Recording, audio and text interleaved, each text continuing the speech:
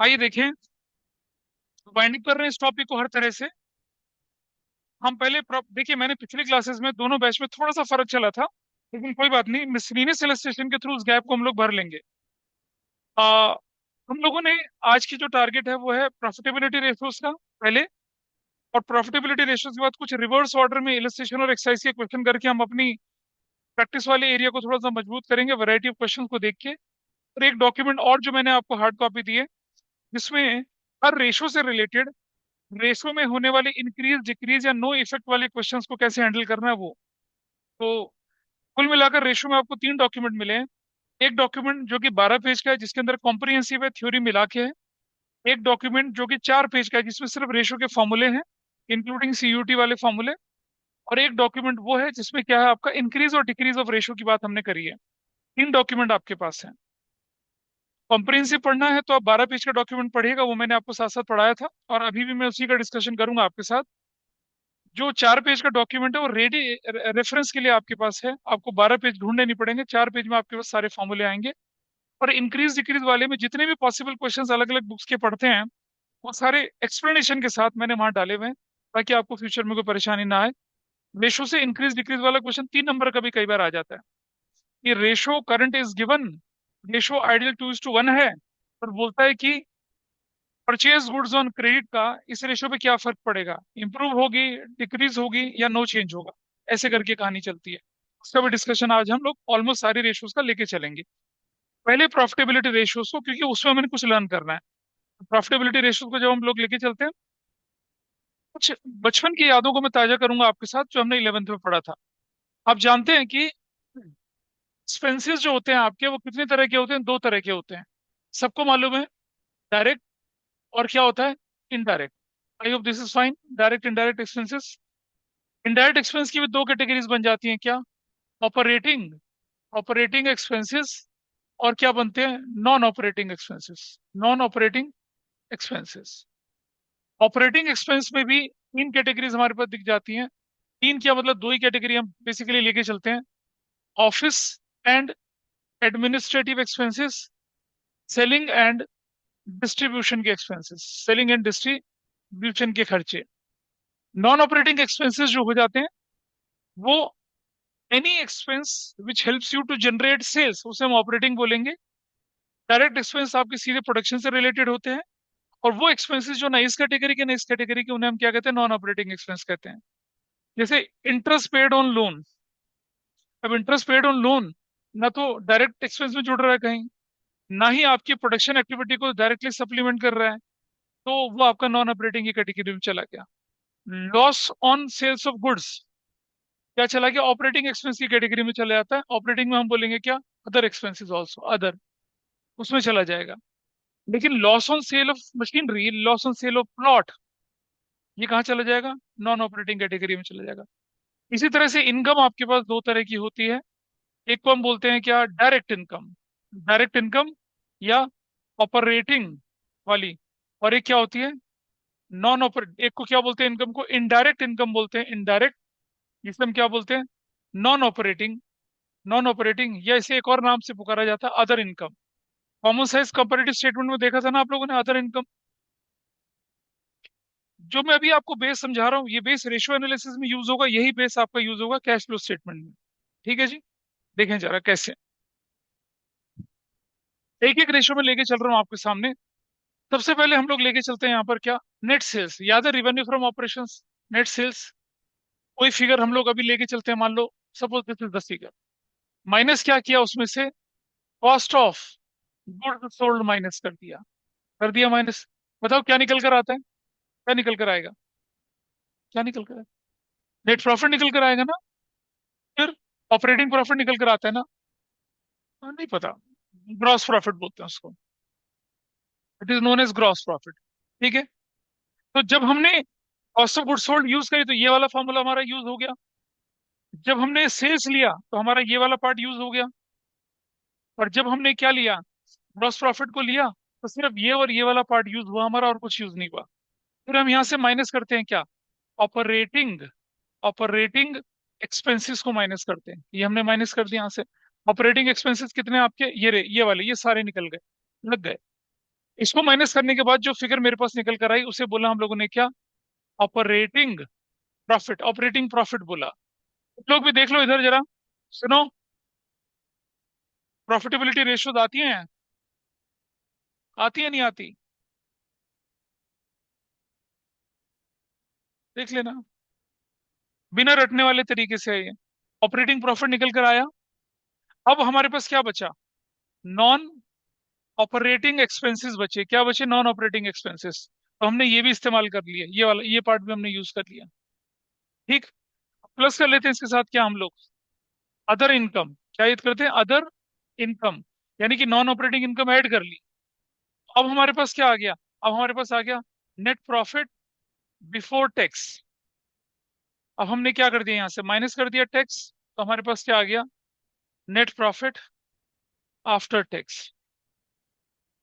यहां तक की कहानी हमारी रेशियो एनालिसिस में यूज होगी। इसके बाद की कहानी हम यूज करेंगे पता है कहां पर, कैश फ्लो स्टेटमेंट में। वो हम कभी बाद में करेंगे, अभी नहीं।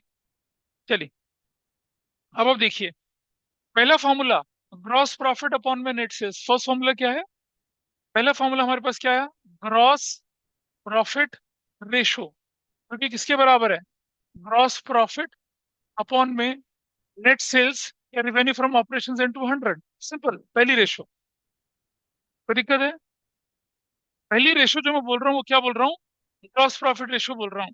ग्रॉस प्रॉफिट रेशो को निकाला कैसे, कैसे निकाला, ग्रॉस प्रॉफिट रेशो किसके बराबर है ये, ग्रॉस प्रॉफिट अपॉन में नेट सेल्स यानी रिवेन्यू फ्रॉम ऑपरेशंस इनटू 100 करके निकाला। कोई मुश्किल काम तो नहीं था।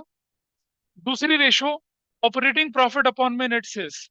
पहली रेशो ये हो गई, दूसरी रेशो हमारी बनी क्या, ऑपरेटिंग रेशो, जो कि किसके बराबर है, operating expense, operating operating profit upon में फिर से नेट सेल्स और इनटू 100 कर गए, दूसरी रेशो हो गई।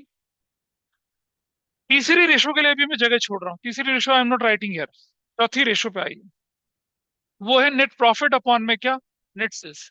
चौथी रेशो हमारे पास क्या है, नेट प्रॉफिट रेशो है, जो कि किसके बराबर है, नेट प्रॉफिट अपॉन में नेट सेल्स इंटू 100 है।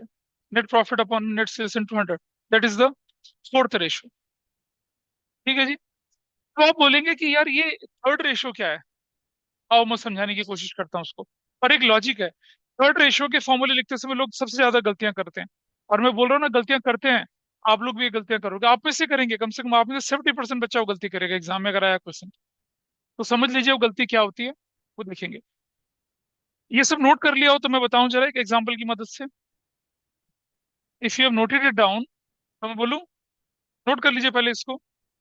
ये जो स्ट्रक्चर है इसे नोट कर लीजिए, it will help you to recall how a formula is derived. पहली ratio gross profit ratio, gross profit upon में नेट सेल्स। दूसरी रेशो आपकी ऑपरेटिंग प्रॉफिट अपॉन में नेट सेल्स, यानी ऑपरेटिंग प्रॉफिट रेशो, मैंने पहले ऑपरेटिंग लिख दिया था उसको। और थर्ड रेशो मैं भी लिखवा रहा हूँ, चौथी रेशो आपके पास है नेट प्रॉफिट रेशो। हर रेशो को आपको डिवाइड करना है revenue from operation net sales से। That is fine with everybody, कोई ऐसी परेशानी वाली बात तो नहीं है, बिल्कुल ठीक है। अब ये जो थर्ड रेशो, इसे कैसे देख रहे हैं ना, आसान स्ट्रक्चर था, पढ़ा हुआ है बचपन में। इसीलिए मैंने 11th में कितनी बार इसको फाइनल अकाउंट करते समय, अकाउंटिंग इक्वेशन को करते समय, जर्नल एंट्री करते समय, सब जगह मैं समझाया था ये वाला। मैंने बोला था इसे हम इस्तेमाल करेंगे, बोलिए। ये रहे, ये रहा ना। अदर इनकम को क्या किया, प्लस किया, प्लस किया, अदर इनकम को प्लस किया। वेरी फर्दर, आओ जरा प्रैक्टिकली देखें। अ, ये लाइनें हटा देते हैं यहाँ से, और एक हाइपोथेटिकल एग्जांपल के साथ मैं लेके चल रहा हूँ। मान लिया जाए ये मेरी वैल्यू है 1000, कॉस्ट ऑफ गुड्स सोल्ड है मान लो मेरा 400 रुपया, तो 600 रुपये क्या गया, gross profit. Is that okay with everybody. मान लो 300 रुपया मेरे पास क्या आया था, ऑपरेटिंग प्रॉफिट। तो 300 रुपये मेरे पास क्या आया, या मैं मान लूं, मान लो मैं बोलूं 250, तो मेरे पास क्या बचा, ये बताइए, 350 बचा। यही तो कहानी है, ऐसे ही है। जरा देखें, ग्रॉस प्रॉफिट रेशो कैसे निकलेगी बताइए। 100 अपॉन में 1000 इंटू कितना, 100 पे कितना निकल आएगा, 60%। यहाँ तक ठीक है बात। ये वाले पार्ट को लेके चलें जरा, इस वाले पार्ट को। What is operating profit? 350 upon में 1000 × 100 करूंगा तो क्या निकल आएगा? 35% निकल आएगा। निकल आया ना 35%? क्लियर है? अच्छा, अब एक बात समझिएगा, मैं आपको दो चीजें बताने जा रहा हूं, एक ऑपरेटिंग एक्सपेंस, एक ऑपरेटिंग कॉस्ट। देखिए, ऑपरेटिंग कॉस्ट जो होती है वो एक बड़ी टर्म है, it is a wider term. अगर मैं कॉस्ट ऑफ गुड्स सोल्ड और ऑपरेटिंग एक्सपेंस को मिला दूं, समझिएगा, अगर मैं कॉस्ट ऑफ गुड्स सोल्ड और ऑपरेटिंग एक्सपेंस को मिला दूं तो वो बनेगी मेरी ऑपरेटिंग कॉस्ट। वो मेरी ऑपरेटिंग कॉस्ट होती है। अगर कोई ऑपरेटिंग एक्सपेंस बोले तो डायरेक्ट एक्सपेंस के अंदर जो लगता है ना, ये वाला कॉस्ट ऑफ गुड्स सोल्ड वाला, इसको हटा के जो बचता है उसे हम बोलते हैं ऑपरेटिंग एक्सपेंस। तो कॉस्ट ऑफ गुड्स सोल्ड और ऑपरेटिंग एक्सपेंस को मिला के जो बनता है उसे कहते हैं ऑपरेटिंग कॉस्ट। यानी कि क्या बनता है? Cost of goods sold plus operating expenses, ये ये मिला के क्या बनती है, जो उसे बोलते हैं हम ऑपरेटिंग कॉस्ट बोलते हैं। एक फॉर्मूला आपके पास अगला वाला आता है, क्या? Operating ratio. क्या होता है ये? Operating ratio. बेसिकली ये ऑपरेटिंग कॉस्ट रेशो है। इसका फॉर्मूला क्या होता है? इसका फॉर्मूला होता है ऑपरेटिंग कॉस्ट अपॉन में नेट सेल्स इंटू 100। और आप सब जानते हैं ऑपरेटिंग कॉस्ट किसके बराबर होता है? Cost of goods sold plus operating expense divided by net sales करूंगा, इंटू 100 करूंगा, and you will get your answer. यानी कि तीसरी रेशो जो है वो गैप भर रही है। अब आप देखें जरा कैसे। मैंने यहां से चलना शुरू करा नेट सेल्स से, cost of goods sold minus करा तो कहां पहुंच गया? ग्रॉस प्रॉफिट पे पहुंच गया, आपके सामने है। फिर मैंने क्या किया? ऑपरेटिंग एक्सपेंस भी माइनस कर दिए। What I am left with? 350 रुपए, 35% क्या निकल आई? ऑपरेटिंग प्रॉफिट रेशियो निकल आई। अब अगर मैं यहाँ पर कॉस्ट ऑफ गुड्स सोल्ड कितने का है? 400 रुपए का। और ऑपरेटिंग एक्सपेंस कितने का है?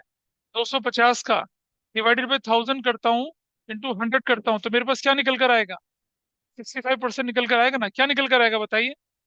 650 डिवाइडेड बाई 1000 इंटू 100, क्या निकल कर आया? 65%। अगर मैं ये बोलूं आपसे सीधा सेल से आपको ऑपरेटिंग प्रॉफिट पे आना है तो आपको कितना माइनस करना पड़ेगा? आपको ये और ये दोनों माइनस करने पड़ेंगे ना? हाँ, वो दोनों क्या होती है? ऑपरेटिंग कॉस्ट होती है। ठीक। यानी कि अगर मैं सेल्स में से ऑपरेटिंग प्रॉफिट हटा दूं, जो बचेगा वो क्या है? ऑपरेटिंग कॉस्ट है। यानी कि अगर operating profit divided by net sales करता हूं तो 35% आया, तो बचा हुआ पार्ट क्या होगा? 65% क्या होगा? ऑपरेटिंग कॉस्ट होगी। इसीलिए there is a relationship, operating profit और ऑपरेटिंग रेशो दोनों का टोटल किसके बराबर होता है? 100 के बराबर होता है। ऑपरेटिंग प्रॉफिट रेशो, ये तो प्रॉफिट की रेशो है प्लस, दूसरी रेशो क्या है? ऑपरेटिंग रेशो, जो कि कॉस्ट की रेशो है, बराबर किसकी होती है? 100% के बराबर होती है। और ये दिख रहा है आपके सामने। सेल्स में से दोनों कंपोनेंट गए ना, तो सेल्स में से एक्सपेंस वाले कंपोनेंट हटा लिए तो बचा क्या मेरे पास? प्रॉफिट वाला कंपोनेंट। सेल्स अगर 100 थी, प्रॉफिट 35 था, तो आंसर कितना निकला? 65। तो 1 मार्कर क्वेश्चन आता है। Operating profit ratio 67.5%। तो ऑपरेटिंग कॉस्ट रेशियो क्या है? ऑपरेटिंग रेशियो क्या है? 32.5%। ऐसा। अगर एक रेशियो 40% है तो दूसरी क्या होगी? 60% होगा। That is the relationship. इन्हीं को कहते हैं हम normal profitability ratios. GP upon में net sales, gross profit ratio. Operating profit upon में net sales, operating profit ratio. Cost of goods sold plus operating expense divided by net sales, तो क्या बन जाता है? Operating ratio. और net profit upon में net sales क्या बन जाता है? Net profit ratio. ये चार रेशियो आपकी क्या थी? बिल्कुल आफ्टर, बिल्कुल आफ्टर नेट प्रॉफिट हम लेंगे after tax. Net profit after tax into 100 करना है, ये बनेगा आपका नेट प्रॉफिट आफ्टर टैक्स करके चलना है। बिफोर है तो आफ्टर टैक्स बना है, और अगर टैक्स नहीं है तो बिफोर टैक्स को लेके चलोगे। चार फॉर्मूले आपके पास ये आते हैं, ठीक है। पांचवा फॉर्मूला जो सीबीएसई के सिलेबस में है उसका नाम है, हमने बोला ओवरऑल प्रॉफिटेबिलिटी, उसको बोलते हैं क्या? Return on investment. क्या बोला उसको? Return on investment. इसे रिटर्न ऑन कैपिटल एम्प्लॉयड भी बोलते हैं। इसका फॉर्मूला क्या होता है? Net profit before tax, net profit before tax, net profit before, जैसे पहले किया था ना फॉर्मूला हम लोगों ने इंटरेस्ट कवरेज में, net profit before interest, tax and dividend, and dividend, या net profit before interest and tax कर देंगे, और डिवाइडेड बाय क्या करेंगे, कैपिटल एम्प्लॉयड। ये आपका प्रॉफिटेबिलिटी रेशियो का लास्ट फॉर्मूला होता है। नेट, हाँ, इंटू 100 भी कर लिया इसको। Net profit before interest tax and dividend divided by capital employed कर दूंगा, तो क्या आ जाएगा मेरा, ROI आएगा। लेकिन net profit before interest tax and dividend divided by interest on long term करूंगा तो इंटरेस्ट कवरेज रेशियो आएगी। अच्छा, कोई मुझे बताएगा कि कैपिटल एम्प्लॉयड कहाँ कहाँ यूज होता है? नेट एसेट्स टर्नओवर रेशियो में यूज होता है, रिटर्न ऑन इन्वेस्टमेंट में यूज होता है, और कहाँ यूज होता है, और कहाँ यूज होता है, और debt to capital employed ratio में यूज होता है। याद है, तीन जगह पे capital employed is to be used as an denominator, debt to capital employed ratio में, ठीक है, नेट एसेट्स टर्नओवर रेशियो में, और तीसरा किसमें, रिटर्न ऑन इन्वेस्टमेंट में, net profit before interest tax dividend divided by capital employed. ये फॉर्मूले आपके पास प्रॉफिटेबिलिटी रेशियोज के थे, ठीक है। अब एक बार जरा इनकी थोड़ी डिटेल पढ़ लेते हैं प्रॉफिटेबिलिटी रेशियोज की। और जो बच्चे कुछ फॉर्मूले थे छुटके छुटके से, कौन से वाले, उन सिर्फ फॉर्मूलों को पढ़ लेंगे हम लोग, तो एक छोटा सा रिवीजन टाइप का आपके पास हो जाएगा। अभी अभी कराएंगे ना फिफ्थ, क्या सबके एग्जाम्पल करेंगे? हम ROI का भी एग्जाम्पल लेके चलेंगे, सबके लेके चलेंगे। अब तो मैंने सारे फॉर्मूले के एग्जाम्पल रेंडमली उठा के करने हैं। एग्जाम ऐसे थोड़ी होगा, रेंडमली आपको पूछेंगे चलो ऑपरेटिंग के 5 बताओ, है ना, सॉल्वेंसी के 2 बताओ, ऐसे नहीं होगा, कुछ भी पूछ लेंगे। एक क्वेश्चन दे दिया, उसमें आपसे हो सकता है कि आपको ग्रॉस प्रॉफिट रेशियो पूछवा ले या कुछ और पूछवा ले, we can go in that way, चल सकता है ऐसा काम, ठीक है। इसे नोट कर लीजिए, और फिर हम जो अपने नोट से उस पर उठा के देख पा रहे हैं, जरा बताइए। Can you see the document on your screen, is it visible? देखिए, yes sir. Normal profitability ratios में सबसे पहले हमारे पास क्या आया, ग्रॉस प्रॉफिट रेशियो आया। ये रेशियो रिलेशनशिप बताता है ग्रॉस प्रॉफिट और टर्नओवर का, ठीक है। ज्यादा ग्रॉस प्रॉफिट रेशियो क्या होगी, अच्छी होती है, लो रेशियो क्या होती है, अनफेवरेबल होती है, परचेज पॉलिसी खराब है या आपकी सेल्स पॉलिसी खराब है। और gross margin as a percentage to sales दिया जाता है। हमेशा ध्यान रखना, अगर क्वेश्चन में कुछ ना बोला जाए तो ग्रॉस प्रॉफिट रेशियो सेल्स पर बेस करके निकाली जाएगी। लेकिन जैसे हमने पिछली क्लास में सीखा था कि अगर क्वेश्चन बोले ग्रॉस प्रॉफिट 20% ऑन कॉस्ट, तब हमें कॉस्ट पे निकालना पड़ेगा।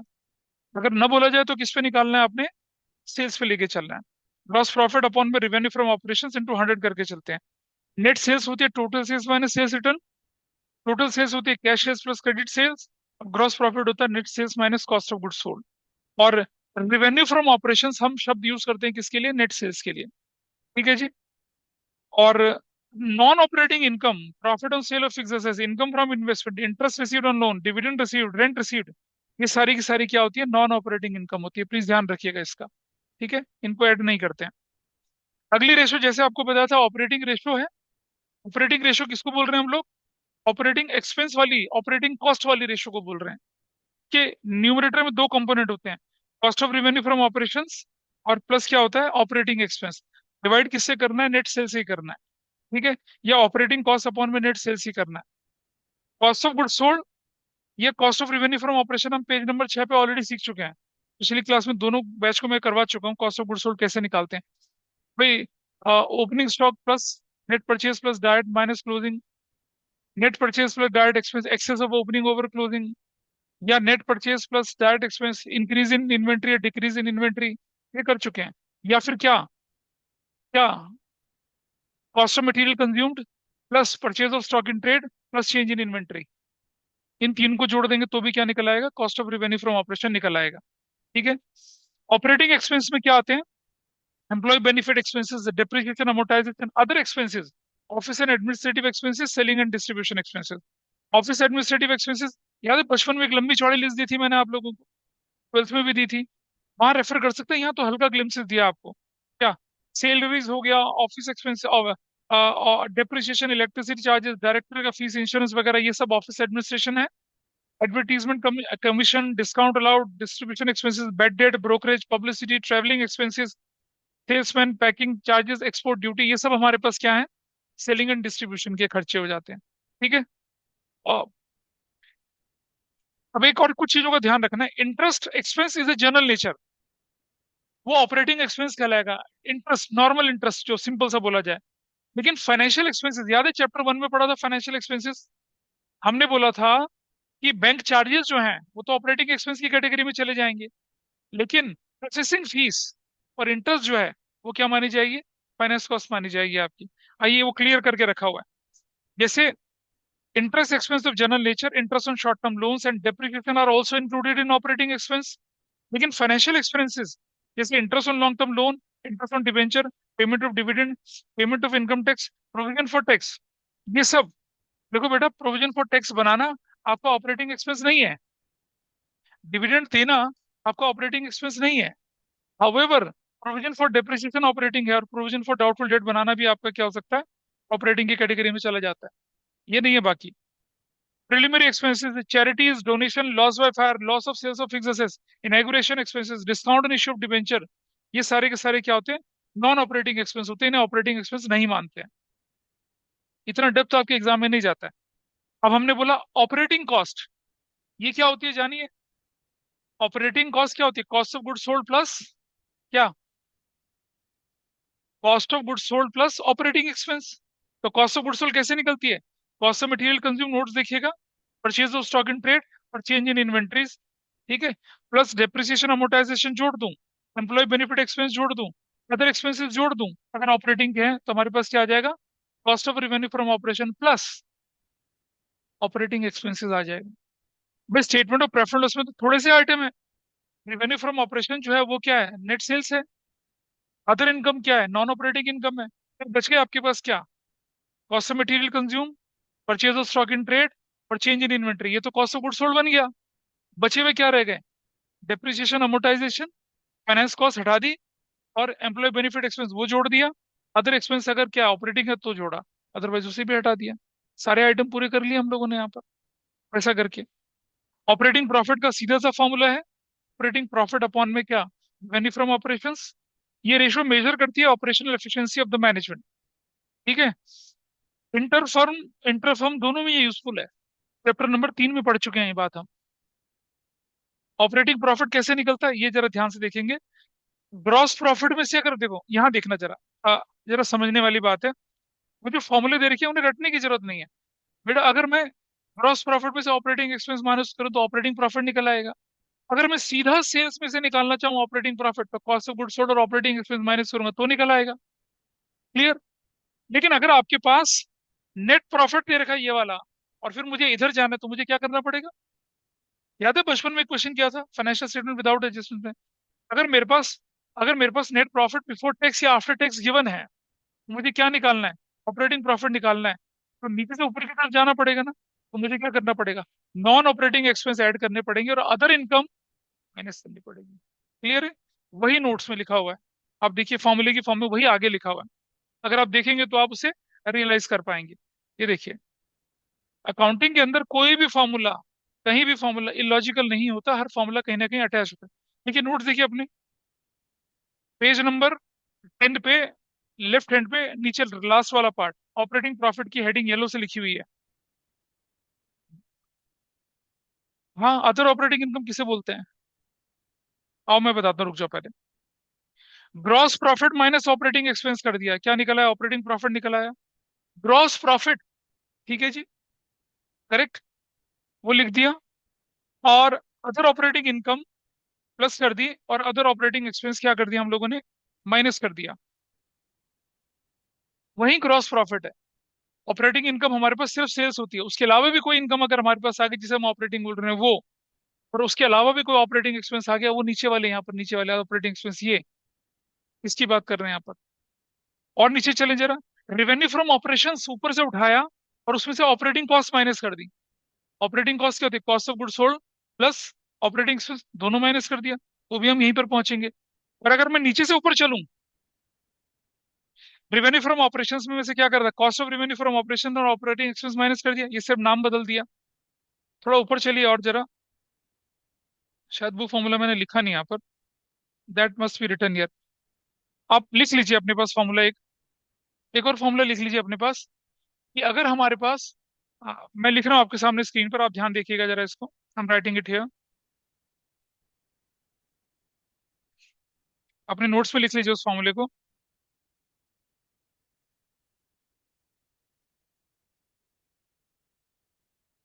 क्या फॉर्मूला बन रहा है कि अगर मैं ऑपरेटिंग प्रॉफिट निकालना है मुझे, और मैं किसको लेके चल रहा हूँ, नेट प्रॉफिट, तो लिखिए यहाँ पर नेट प्रॉफिट प्लस क्या करूंगा उसमें बताइए। मैं net profit plus non operating expenses, non operating expenses minus क्या करूंगा उसमें मैं, बोलिए।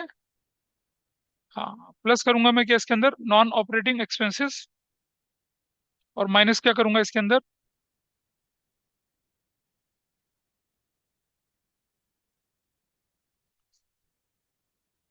यहाँ हम एक तरीके से और निकाल सकते हैं इसको। हमने क्या किया, नेट प्रॉफिट में क्या जोड़ दिया,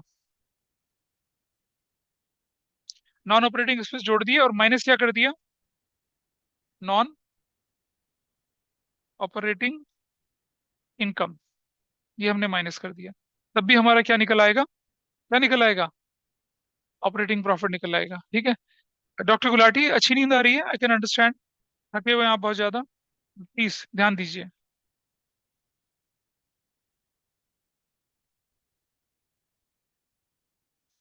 इज इट ओके? नीचे से ऊपर चल सकते हैं तो भी हो सकता है, वो इसमें मिस हो गया था, वो मैं बचपन में कराता हूँ लेकिन अभी भूल गया था लिखना। चलो लिख लिया, कोई बात नहीं, आप अपने नोट्स के अंदर उसे ऐड कर सकते हैं। कौन सा वाला? हाँ, नीचे से ऊपर वाला फॉर्मूला एक ही तो है, वैसा कर लिया। ठीक है, ये एडिशनली हमने ऐड किया यहाँ पर। ऑपरेटिंग रेशो और ऑपरेटिंग प्रॉफिट रेशो में फर्क आपको मालूम है, एक ऑपरेटिंग कॉस्ट से रिलेटेड है और एक ऑपरेटिंग प्रॉफिट से रिलेटेड है, तो you can easily understand the difference. Operating ratio और ऑपरेटिंग प्रॉफिट रेशो का जो टोटल होता है 100 के बराबर होता है, ये भी बिल्कुल ठीक है। अगर ऑपरेटिंग प्रॉफिट रेशो 23% है तो दूसरी रेशो क्या हो जाएगी, 77% हो जाएगी। अगली रेशो है net profit ratio. Net profit after tax upon में रेवेन्यू फ्रॉम ऑपरेशन या नेट सेल्स करते हैं और 100 से मल्टीप्लाई करते हैं। नेट प्रॉफिट कैसे कैसे निकाला जा सकता है, देखो बेटा सीधा क्रॉस, अब देखो नेट प्रॉफिट निकालने का तरीका। अगर मैं ग्रॉस प्रॉफिट से निकालूं नेट प्रॉफिट, तो मुझे क्या करना पड़ेगा, ऑपरेटिंग एक्सपेंस माइनस करना पड़ेगा, और नॉन ऑपरेटिंग भी माइनस करना पड़ेगा, अदर इनकम करूंगा कि यहाँ पहुंच जाऊंगा। अगर मैं ऑपरेटिंग प्रॉफिट से कैलकुलेट करूंगा तो क्या करेंगे, ये माइनस और ये प्लस करके तो निकालूंगा। लेकिन अगर मैं सीधा सेल्स से नेट प्रॉफिट पे जाना चाहूँ तो क्या करूंगा, cost of goods sold minus करूंगा, ऑपरेटिंग एक्सपेंस माइनस करूंगा, नॉन ऑपरेटिंग माइनस करूंगा, और क्या करूंगा, अदर इनकम जोड़ दूंगा। और अगर मैं यहाँ खड़ा हूँ यहाँ पर, ठीक है, तो यहाँ तो है ही नेट नेट प्रॉफिट तो यही है, इसमें तो कुछ और करने की जरूरत ही नहीं है। हाँ तो कोई बात नहीं, आफ्टर, वैसे हम आफ्टर टैक्स ही लेके चलेंगे। आफ्टर टैक्स होगा तो क्या करेंगे, टैक्स जोड़ देंगे। अब बिफोर टैक्स थोड़ी जाना होता है हमें, तो आफ्टर टैक्स है ना। तो अगर नेट प्रॉफिट बिफोर टैक्स है तो सिर्फ आफ्टर टैक्स, टैक्स माइनस करिए, आफ्टर टैक्स पे आ जाएंगे आप, दैट इज देयर, तो थोड़ी कुछ करना है। तो जो फॉर्मूले आपके सामने दिखा रखे हैं वेरिएशन, वो इसी इक्वेशन पर मूव करते हैं। अभी देखिए आपको लगेगा कि हाँ बिल्कुल सही कह रहे हैं हम लोग। सो क्या दिख रहा है आपको, देखिए ग्रॉस प्रॉफिट में इनडायरेक्ट एक्सपेंस माइनस करते हैं, all operating non operating indirect income जोड़ दूंगा तो निकल आएगा। रिवेन्यू फ्रॉम ऑपरेशन से अगर मैं cost of revenue from operation minus कर दूं, ऑपरेटिंग एक्सपेंस माइनस कर दूं, नॉन ऑपरेटिंग एक्सपेंस जोड़ दूं, नॉन ऑपरेटिंग इनकम क्या कर माइनस करके नॉन ऑपरेटिंग इनकम जोड़ दूं, ठीक है, और टैक्स भी माइनस कर दूं, दिख रहा है आपके सामने फॉर्मूले में, टैक्स भी माइनस कर दूं, तब आफ्टर टैक्स आएगी फिगर। या सिर्फ ऑपरेटिंग प्रॉफिट में मैं पहुंचा हुआ हूँ, नॉन ऑपरेटिंग एक्सपेंस माइनस करूं, अदर इनकम को मैं क्या कर दूं, जोड़ दूं, और टैक्स माइनस कर दूं, फिर I will get my formula. उतनी कॉम्प्लेक्स डिटेल पे नहीं जाएंगे ये लोग, यहाँ तक ही चलते हैं। Non-operating income and expenses are those income expenses which are not associated with related to the operating core business revenue generating activities से related नहीं होते हैं। बचपन में डिटेल में सीखा था, छोटा मोटा हिंट मैंने यहाँ पर आपको दे रखा है। घर जाकर एक बार फील्ड जो दी गई थी ऑपरेटिंग नॉन ऑपरेटिंग सिर्फ पढ़ लेंगे, you will have absolute clarity. देखिए इस चैप्टर से वैसे बहुत ज्यादा नंबर को पूछने का स्कोप होता नहीं है, कि टीचर क्या करता है, वो रेशोज जो कि थोड़ी कंफ्यूजिंग होती है स्टूडेंट्स के लिए उनको उठा लेता है और उसी पे काम करता है। ओवरऑल प्रॉफिटेबिलिटी रेशोज की हम बात कर रहे हैं। ये रेशो का फॉर्मूला हमने क्या बोला था, रिटर्न ऑन इन्वेस्टमेंट बोला हमने इसको। ये किसके फॉर्मूले का, net profit before interest tax dividend करके डिवाइड कर देंगे क्या, कैपिटल एम्प्लॉयड या नेट एसेट से कर देंगे, यू विल गेट इट। ये रेशो ओवरऑल प्रॉफिटेबिलिटी को बताती है। Previous efficiency of business in utilisation of funds entrusted to it by share holder या डिवेंचर होल्डर। डिवेंचर होल्डर और शेयर होल्डर ने जो पैसे दिए वो बोलो इसमें। छोटा वाला आया, नॉन ऑपरेटिंग वाला थोड़ी आया। नॉन ऑपरेटिंग वाला इनकम, देख you have a valid point. इसने बोला एक इंटरेस्ट ऑपरेटिंग का होता है जो शॉर्ट टर्म पे होता है, वो यहाँ चला गया ना यहाँ। और जो लॉन्ग टर्म वाला होता है वो ये रहा, ये रहा, ये वाला क्या। हाँ तो हम क्या करेंगे, पहले टैक्स को ऐड बैक करेंगे, ठीक है, फिर हम क्या करेंगे, ये वाले को करेंगे, अगर ये होगा तो इसको भी माइनस करेंगे। हमें क्या लेके चलना है, नेट प्रॉफिट। देखो भाई हमने, सुनो, एक मोटी सी बात समझिए आप। आपको नेट प्रॉफिट के अंदर तीन कंपोनेंट ध्यान देने हैं, बिफोर इंटरेस्ट, बिफोर टैक्स और बिफोर डिविडेंड। अदर इनकम आ गई है उसको टच नहीं करना, उसमें कोई परेशानी नहीं किसी को। ये कह रहे हैं इंटरेस्ट जो लॉन्ग टर्म बोरोइंग वाला है उसको आपको क्या करना है, एडबैक करना है। उसके बाद क्या करना है, टैक्स है उसे भी एडबैक करना है। और तीसरा क्या, अगर डिविडेंड आपने दे दिया उसे भी एडबैक करना है। बाकी किसी से कोई गिला शिकवा नहीं है इनका।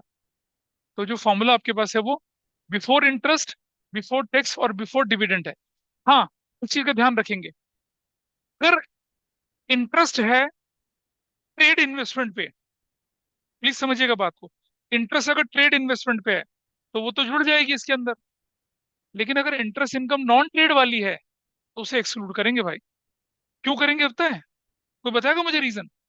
Interest on interest on non trade investment जो है उसको हम, अगर प्रॉफिट है तो उसमें से माइनस कर देते हैं, क्योंकि प्रॉफिट जो होगा वो तो इंक्लूसिव है, ऑपरेटिंग नॉन ऑपरेटिंग मिला के है। क्यों करते हैं पता है रीजन, जब हम कैपिटल एम्प्लॉयड कैलकुलेट करते हैं ना तो सिर्फ ट्रेड इन्वेस्टमेंट को इंक्लूड करते हैं। तो कैपिटल एम्प्लॉयड को करने के बाद जो हमें रेवेन्यू जनरेट हुआ उसको कंसिडर करेंगे। लेकिन जब हम कैपिटल एम्प्लॉयड की कैलकुलेशन करते समय नॉन ट्रेड इन्वेस्टमेंट को इंक्लूड ही नहीं कर रहे हैं तो उससे होने वाली इंटरेस्ट इनकम को भी तो इंक्लूड नहीं करेंगे ना। तो आपकी बुक में क्वेश्चन दिखेगा जहां पर क्या लिखा होगा, interest on non trade investment, आपको माइनस करना है, नेट प्रॉफिट गिवन होगा। और आपके सामने लिखा होगा इन्वेस्टमेंट, एक जगह लिखा होगा ट्रेड और एक लिखा होगा इन्वेस्टमेंट, वहां लिखा होगा नॉन ट्रेड। तो जो इंटरेस्ट ऑन ट्रेड इन्वेस्टमेंट है भाई वो पैसा तो कैपिटल एम्प्लॉयड में लगा हुआ है ट्रेड इन्वेस्टमेंट, तो उसकी इंटरेस्ट की इनकम को इंक्लूड करना बनता है। लेकिन कैपिटल एम्प्लॉयड की कैलकुलेशन बताया ना, बार बार मैंने minus non trade not in syllabus करके लिखा हुआ है। तो अगर कैपिटल एम्प्लॉयड की कैलकुलेशन में नॉन ट्रेड इन्वेस्टमेंट इंक्लूड ही नहीं है तो जो उसकी इंटरेस्ट की इनकम है वो कैसे इंक्लूड होगी। मैं छोटा सा एग्जांपल लेके बताऊं। प्रणव जो है, कितने भाई हो भाई तुम लोग, एक हो या दो, दो भाई हैं, मतलब तुम तीन हो कुल मिलाकर। अच्छा, बहन भी है, दो भाई एक बहन। ठीक है। अभी मैंने पूछा तुम कितने भाई, करा दो हैं। हाँ अब भाई,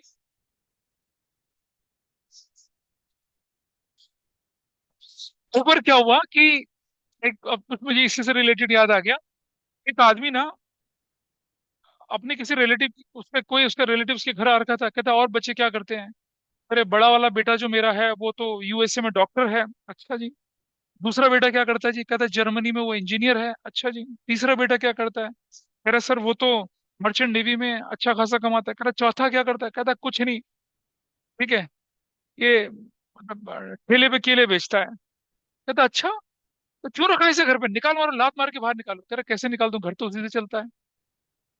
समझ पा रहे हैं बात को, नहीं समझी, सरकास्टिक। तीन बड़ी बड़ी बढ़िया पोजीशंस पे है उसके, चौथा बेटा जो है वो पढ़ा लिखा कम था, वो ठेले पे केले बेच रहा होता था। उसको पड़ोसी मतलब रिश्तेदार कहता है उसे क्यों नहीं बाहर निकालते, वो तुम्हारे परिवार का नाम खराब कर रहा है। अरे कैसे निकाल दूं, घर तो उसी के सहारे चलता है। अरे यार, हाँ, मतलब कहने की बात है कि बड़े क्वालिफाइड लोग जो थे माँ बाप को अकेला छोड़ के चले गए। एक लड़का जो केले पे ठेले बेच के घर चला रहा है लेकिन बाप फिर भी उसकी बुराई कर रहा है। ठीक है, आइए समझते हैं। मान लिया प्रणव गणपति सूरज के अचानक से तीन भाई और हो गए। ठीक है, तीन भाई और अचानक से कहीं से निकल आए, अपा आई एम हियर, अपा आई एम हियर, अपा आई एम हियर। अपा surprise, how come, even I don't know. ठीक है, आई एम सॉरी टू से, बड़ा वियर्ड एग्जांपल आ गया दिमाग में, लेकिन कोई बात नहीं। मुझे मुझे वो आयुष्मान खुराना याद आ गए। तुम जोक समझे नहीं शायद, आई कैन, ना, आई बिलीव आप लोग मेच्योर ऑडियंस होंगे शायद। ठीक है ठीक है, आगे ना समझे, चलो ठीक है। तो अप्पा अप्पा अप्पा अप्पा आशा बोली थी, चाह नहीं मैं सुरबाला के गहनों में गूंथा जाऊं, चाह नहीं मैं प्रेम माल में बिन प्यारी वो ललचाऊं, मुझे तोड़ देना वन माली, उस पथ पे जय देना फेंक, मातृभूमि पर शीश चढ़ाने जिस पथ जाए वीर अनिक। एक ये पुष्प की अभिलाषा भी होती है, रामधारी सिंह दिनकर की कविता है, बचपन में पढ़ी थी हमने। और इधर तो कोई दिक्कत नहीं, अपा अपा आवाज आई। ठीक है। अब अपा इज सो एंग्री, क्योंकि वो घर में जो इनकम बर्दाश्त करते हैं किसकी, प्रणव की इनकम को बर्दाश्त करते हैं। बाकी लोग भी क्या करते हैं, पैसा लेके आते हैं, अपा हम तो बहुत दिनों बाद मिल रहे हैं, हमारे हमारी इनकम को भी यूटिलाइज करो। पापा कहता है नो, बिग नो, दफा हो जाओ, मुझे नहीं पता तुम कौन हो। ठीक है। तो जब पापा ने उनके पैसे को कंट्रीब्यूट ही नहीं करा अपने बिजनेस में, अपने घर की इनकम में, ठीक है, फैमिली इनकम का पार्ट नहीं बना के दिखा सकते, जब हमने कैपिटल एम्प्लॉयड में नॉन ट्रेड इन्वेस्टमेंट को इंक्लूड ही नहीं करा, तो उसकी होने वाली इनकम को फैमिली इनकम कैसे मानूं, बिजनेस इनकम कैसे माने। इसीलिए जब हम रेशियो की कैलकुलेशन करते हैं तो वी आर वेरी ट्रांसपेरेंट, क्योंकि कैपिटल एम्प्लॉयड में हमने नॉन ट्रेड इन्वेस्टमेंट इंक्लूड ही नहीं करे थे। तो ऑपरेटिंग इनकम, या जो हम कैलकुलेशन कर रहे हैं, net profit before interest tax dividend वाली इनकम, उसमें इंटरेस्ट और नॉन ट्रेड इन्वेस्टमेंट को क्या करते हैं, हटा देते हैं, अगर वो इंक्लूड है कहीं से तो। बोलिए। अरे छोटे बच्चों का, अच्छा मैं कर देता हूँ। अगर आपके पास लिखा है net profit before interest tax dividend, तो भी आपको क्या करना है, interest on non trade investment अगर क्वेश्चन में गिवन, उसे माइनस कर देना है। क्योंकि आपने जो प्रॉफिट लिया होगा अकाउंटेंट ने, उसमें ट्रेड और नॉन ट्रेड दोनों का प्रॉफिट छोड़ा होगा। और जब हम रेशियो एनालिसिस कर रहे हैं, capital employment non trade investment include ही नहीं कर रहे हैं, तो उसके प्रॉफिट को भी नहीं इंक्लूड करना है। ठीक है। अगर आपके क्वेश्चन में आ गया 10% नॉन ट्रेड इन्वेस्टमेंट, तो समझ लीजिए प्रॉफिट में interest on non trade investment जुड़ा हुआ है, उसे माइनस करना ही करना है एसेंशियली। लेकिन अगर लिखा हुआ 10% इन्वेस्टमेंट ट्रेड, तो कुछ नहीं करना, क्योंकि ट्रेड इन्वेस्टमेंट कैपिटल एम्प्लॉयड के अंदर जुड़ते हैं, उसकी इनकम भी क्या प्रॉफिट में जुड़ेगी, दैट्स क्वाइट ऑब्वियस। क्योंकि जो भी हम एडजस्टमेंट कर रहे हैं, वो इंटरेस्ट ऑन इन्वेस्टमेंट में थोड़ी कर रहे हैं, वो तो हम क्या कर रहे हैं, नॉन ऑपरेटिंग एक्सपेंसेस का क्या, इंटरेस्ट वाला, लॉन्ग टर्म वाला, पेमेंट वाला इंटरेस्ट को लेके चल रहे हैं, टैक्स को लेके चल रहे हैं, और डिविडेंड को एडजस्ट कर रहे हैं। बाकी तो हमारे फॉर्मूले का कोई मतलब ही नहीं बनता किससे। क्या डाउट है बताइए। हाँ। तो टैक्स, नॉन ट्रेड इन्वेस्टमेंट तो आप सबसे लास्ट में जाके, नॉन ट्रेड इन्वेस्टमेंट तो पहले ही माइनस कर दीजिए आप। मैं भी क्वेश्चन करके दिखाऊंगा आपको, देखेंगे क्वेश्चन, ऐसा क्वेश्चन है एक, बोलिए। भाई वो तो अदर इनकम में जुड़ता है। बेटा मेरी बात समझो, हम अकाउंटिंग नहीं कर रहे हैं, हम एनालिसिस कर रहे हैं। अकाउंटिंग में तो जुड़ा है ना वो। अरे याद करो, जब हम गुडविल की कैलकुलेशन करते थे, हम लिखते थे ना, including interest on sale of fixed assets, excluding, तो जुड़ा हुआ होता था। जब आप अकाउंटिंग करोगे तब आप भेदभाव थोड़ी करोगे, नहीं तुम्हारी इनकम भी निकल जाए यहाँ से, ऐसे थोड़ी करोगे। आपको तो ऑपरेटिंग या नॉन ऑपरेटिंग कोई भी इनकम आएगी, आप उसे छोड़ोगे, अकाउंटिंग तो पूरी होगी ना। इसलिए तो लिखते हैं revenue from operations and other income. Other income से वही तो जोड़ रहे हो, चाहे वो ट्रेड से हुई, चाहे वो नॉन ट्रेड से हुई, चाहे वो इंटरेस्ट से हुई, चाहे डिविडेंड से हुई, चाहे रेंट से हुई, सब जोड़ेंगे हम उसके अंदर। लेकिन जब हम एनालिसिस करेंगे, तब हम थोड़ा सा हाथ रोक के काम करेंगे, ये मैं बताना चाह रहा हूँ आपसे। ठीक है। आगे बढ़ें थोड़ा सा, लेट्स मूव फर्दर। अब चलिए जरा उसी पार्ट पे चलते हैं, दोबारा से उस फॉर्मूले को दोबारा देखें।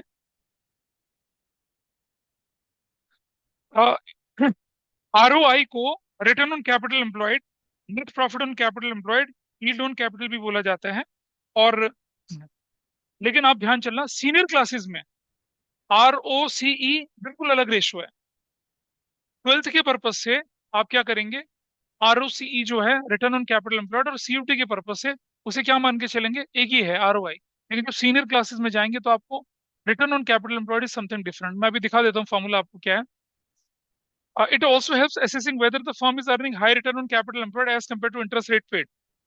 रिटर्न ऑन इन्वेस्टमेंट या रिटर्न ऑन कैपिटल एम्प्लॉयड, ये दिख रहा है आपके सामने यहाँ पर, कौन सा वाला पार्ट, रिटर्न ऑन इन्वेस्टमेंट या रिटर्न ऑन कैपिटल एम्प्लॉयड, ये वाला पार्ट जो नीचे, net profit before interest tax. इस फॉर्मूले को नहीं लेके चलेंगे आप, ये फॉर्मूला आपके लिए रेलेवेंट नहीं है। आपके लिए कौन सा फॉर्मूला रेलेवेंट है, सॉरी, यही फॉर्मूला रेलेवेंट है, इसी नीचे का फॉर्मूला रेलेवेंट नहीं है। वो जिसके आगे एन लिखा हुआ है ना, वो नहीं लेके चलना। Net profit after interest and tax and share holder fund, ये सीनियर क्लासेस में काम आएगा। इसका लॉजिक क्या है, अगर आपने प्रॉफिट में से इंटरेस्ट और टैक्स माइनस कर दिया, तो बचा हुआ पार्ट किसका है? शेयर होल्डर का। तो शेयर होल्डर से कंपेयर करोगे ना उसको, कैपिटल एम्प्लॉयड थोड़ी कंपेयर करोगे। ये got my point. Capital employed के दो कंपोनेंट है भाई। कैपिटल एम्प्लॉयड के दो component, share holder fund and non current liability. Interest जो होता है वो किससे रिलेटेड होता है? नॉन करंट से रिलेटेड। तो जब आपने प्रॉफिट में से इंटरेस्ट माइनस कर दिया, तो नीचे से क्या हो जाएगा? डेट हट जाएंगे, तो बचेगा क्या? Share holder fund. लेकिन ये फॉर्मूला आपको यूज नहीं करना है। आपको फॉर्मूला वही पिंकी पोंग पिंगी वाला फॉर्मूला यूज करना है, इसको नहीं यूज करना, ठीक है। अच्छा नीचे देखिए, रिटर्न ऑन कैपिटल एम्प्लॉयड दिखा रखा है आरओसीई। ये फॉर्मूला मैंने काटा हुआ है। ये सीनियर क्लासेस के लिए, सीयूसी के लिए भी नहीं रखना, आपको ऊपर वाला फॉर्मूला ही रखना है। क्योंकि अगर आप सीनियर क्लास में जाओगे, नोट्स को रेफर करोगे, आप बोलोगे सर ने तो गलत पढ़ा दिया था। आगे क्लासेस में आरओसीई का मतलब कुछ और होता है। यहाँ वो आरओसी और आरओआई को एक ही तरह से लेके चल रहे हैं। कैपिटल एम्प्लॉयड कैसे कैलकुलेट होती है, मैं अच्छा खासा डिस्कशन आपके साथ बार बार कर चुका हूँ। So I will not go to the discussion now further. और यहाँ ये जल्दी से इन फॉर्मूले को और पढ़ लेते हैं, ये सीयूटी के लिए इंपॉर्टेंट होते हैं। रिटर्न ऑन नेटवर्थ या return on share holder fund, ठीक है। ये शेयर होल्डर के पॉइंट ऑफ व्यू से बहुत असेंशियल है कि whether their investment in firm generating reasonable return और नॉट। मैंने आपको बताया था कि शेयर होल्डर का क्या इंटरेस्ट होता है बिजनेस में, तीन चीज का। क्या? रेगुलेटरी ऑफ रिटर्न, दो कैपिटल एप्रिसिएशन, और थ्री सेफ्टी ऑफ फंड्स। ये कौन से वाले पर्पस को पूरा कर रहा है? रिटर्न की बात कर रहा है। तो अगर return on share holder fund हमें निकालना है, उससे हमें पता चलता है कि हमने जो शेयर खरीद रखे हैं किसी कंपनी के, उस पर हमें कितना रिटर्न मिल रहा है। और इसका फॉर्मूला क्या होता है? Net profit after tax divided by share holder fund. Net profit after tax मतलब आफ्टर इंटरेस्ट भी है, मतलब बिफोर डिविडेंड है। मतलब ये जो प्रॉफिट है इसमें एक्सक्लूसिवली किसका हक है? शेयर होल्डर का। तो किससे डिवाइड करा इसे? शेयर होल्डर फंड से, और 100 से मल्टीप्लाई कर दिया। ये फॉर्मूला सीयूटी के लिए इंपॉर्टेंट है, ये आपके बोर्ड एग्जाम के लिए नहीं है, ठीक है, लिखा हुआ है मैंने। अर्निंग्स पर शेयर, ये तो सब लोग जानते हैं। ईपीएस तो क्या करते हैं, एक यूनिवर्सल फॉर्मूला है, किसी शेयर की ग्रोथ, स्टॉक की ग्रोथ देखने के लिए, उसकी परफॉर्मेंस को देखने के लिए आप लेके चलते हैं। This is most commonly use ratio to जज overall profitability of a company. In this ratio earnings refers to profit available for equity share holder, ठीक है जी। This ratio is known as ordinary share ratio. ये frequently quote करी जाती है financial dailies में और जनरल में, in the context of companies में। ईपीएस ईपीएस हर जगह देखने को मिलेगा आपको, ठीक है। ये estimating the capacity of company to declare dividends on equity share, इसका फॉर्मूला क्या है? Net profit after interest, after tax, और आफ्टर डिविडेंड। वहां हम पढ़ते थे क्या? Net profit before interest, before tax, ठीक है। यहाँ क्या है formula? Net profit after interest, after tax, और आफ्टर प्रेफरेंस डिविडेंड। अभी क्या छोड़ देंगे हम? इक्विटी वाले पार्ट कुछ। भाई डिविडेंड तो दो तरह का होगा ना, इक्विटी पे होगा, प्रेफरेंस पे होगा। हम क्या करेंगे यहाँ पर? इक्विटी वाले डिविडेंड को क्या कर देंगे, अभी रोक लेंगे, उसका डिविडेंड भी माइनस कर देंगे, प्रेफरेंस वो भी तो फिक्स ऑब्लिगेशन हटा दो। जो बचा किसका है वो? इक्विटी शेयर होल्डर का। डिवाइड किससे कर रहे हैं? नंबर ऑफ इक्विटी शेयर से डिवाइड करें, किससे डिवाइड कर रहे हैं? नंबर ऑफ इक्विटी शेयर से। तब हमें पता चलता है कि पर इक्विटी शेयर हमारी अर्निंग कितनी है, और उससे डिसाइड होता है कि कंपनी के शेयर का फ्यूचर क्या होगा मार्केट में। ईपीएस अगर हायर है, people will tend to buy it to grow their money. ना ना, नेट प्रॉफिट आफ्टर इंटरेस्ट, क्योंकि हमने डिवेंचर होल्डर निकाल दिए, टैक्स वो भी दे दिया हमने, और फिर प्रेफरेंस शेयर होल्डर को भी दे दिया। जो बचा किसका? इक्विटी शेयर होल्डर का। तो वो बचा पैसा इक्विटी शेयर होल्डर, और डिवाइड कर दो number of equity share holder से। याद है आपको? EPS, financial leverage, trading on equity में भी सीखा है आपने, बिजनेस स्टडीज में। वहां भी तो यही करते हैं हम। क्या करते हैं? Net profit after interest tax, और डिविडेंड भी अगर हुआ प्रेफरेंस का, तो प्रेफरेंस डिविडेंड तो क्वेश्चन में नहीं होता बेसिकली, और जो बचता है उसे डिवाइड करते हैं नंबर ऑफ इक्विटी शेयर से, और ईपीएस निकलता है। तो अगर डेट कंपोनेंट होता है तो ईपीएस बढ़ता हुआ दिखता है, और डेट कंपोनेंट नहीं है तो ईपीएस क्या दिखेगा आपको? घटता हुआ दिखेगा। अर्निंग्स पर शेयर इतनी इंपॉर्टेंट होती है, फाइनेंशियल लेवरेज कहते हैं उसको, ठीक है जी। बुक वैल्यू पर शेयर है रेशो, ये कैसे निकाली जाती है? इक्विटी शेयर होल्डर फंड, यानी कि शेयर होल्डर फंड, प्लीज समझना, there is a difference between share holder fund and equity share holder fund. कैसे? पेज नंबर खोलिए फटाफट से, मैं बताता हूँ आपको। इसीलिए मैंने पहले ये चीज लिखी हुई है, लेकिन उससे मैं डिटेल डिस्कशन नहीं किया था। Just go to page number, जहाँ शेयर होल्डर फंड का फॉर्मूला, वहां चलिए।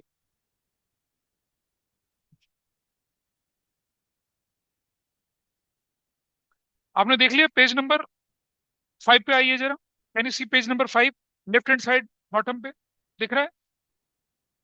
Equity share capital plus reserve and surplus, बाकी सब not applicable, not applicable, not applicable. Total क्या बन गया? इक्विटी शेयर होल्डर फंड बना, सिर्फ इक्विटी शेयर जोड़ूंगा, रिजर्व सरप्लस जोड़ूंगा, क्या बनेगा? इक्विटी शेयर होल्डर फंड बनेगा। उसमें अगर प्रेफरेंस शेयर भी जोड़ दूंगा तो क्या बन जाएगा? शेयर होल्डर फंड बन जाएगा। लेकिन हमने क्या फट अब हमने इस समय डिस्कस करते समय क्या टर्म यूज करिए, शेयर होल्डर फंड या इक्विटी शेयर होल्डर फंड? देखो जरा ध्यान से, यहाँ हम क्या यूज कर रहे हैं, देखिए जरा।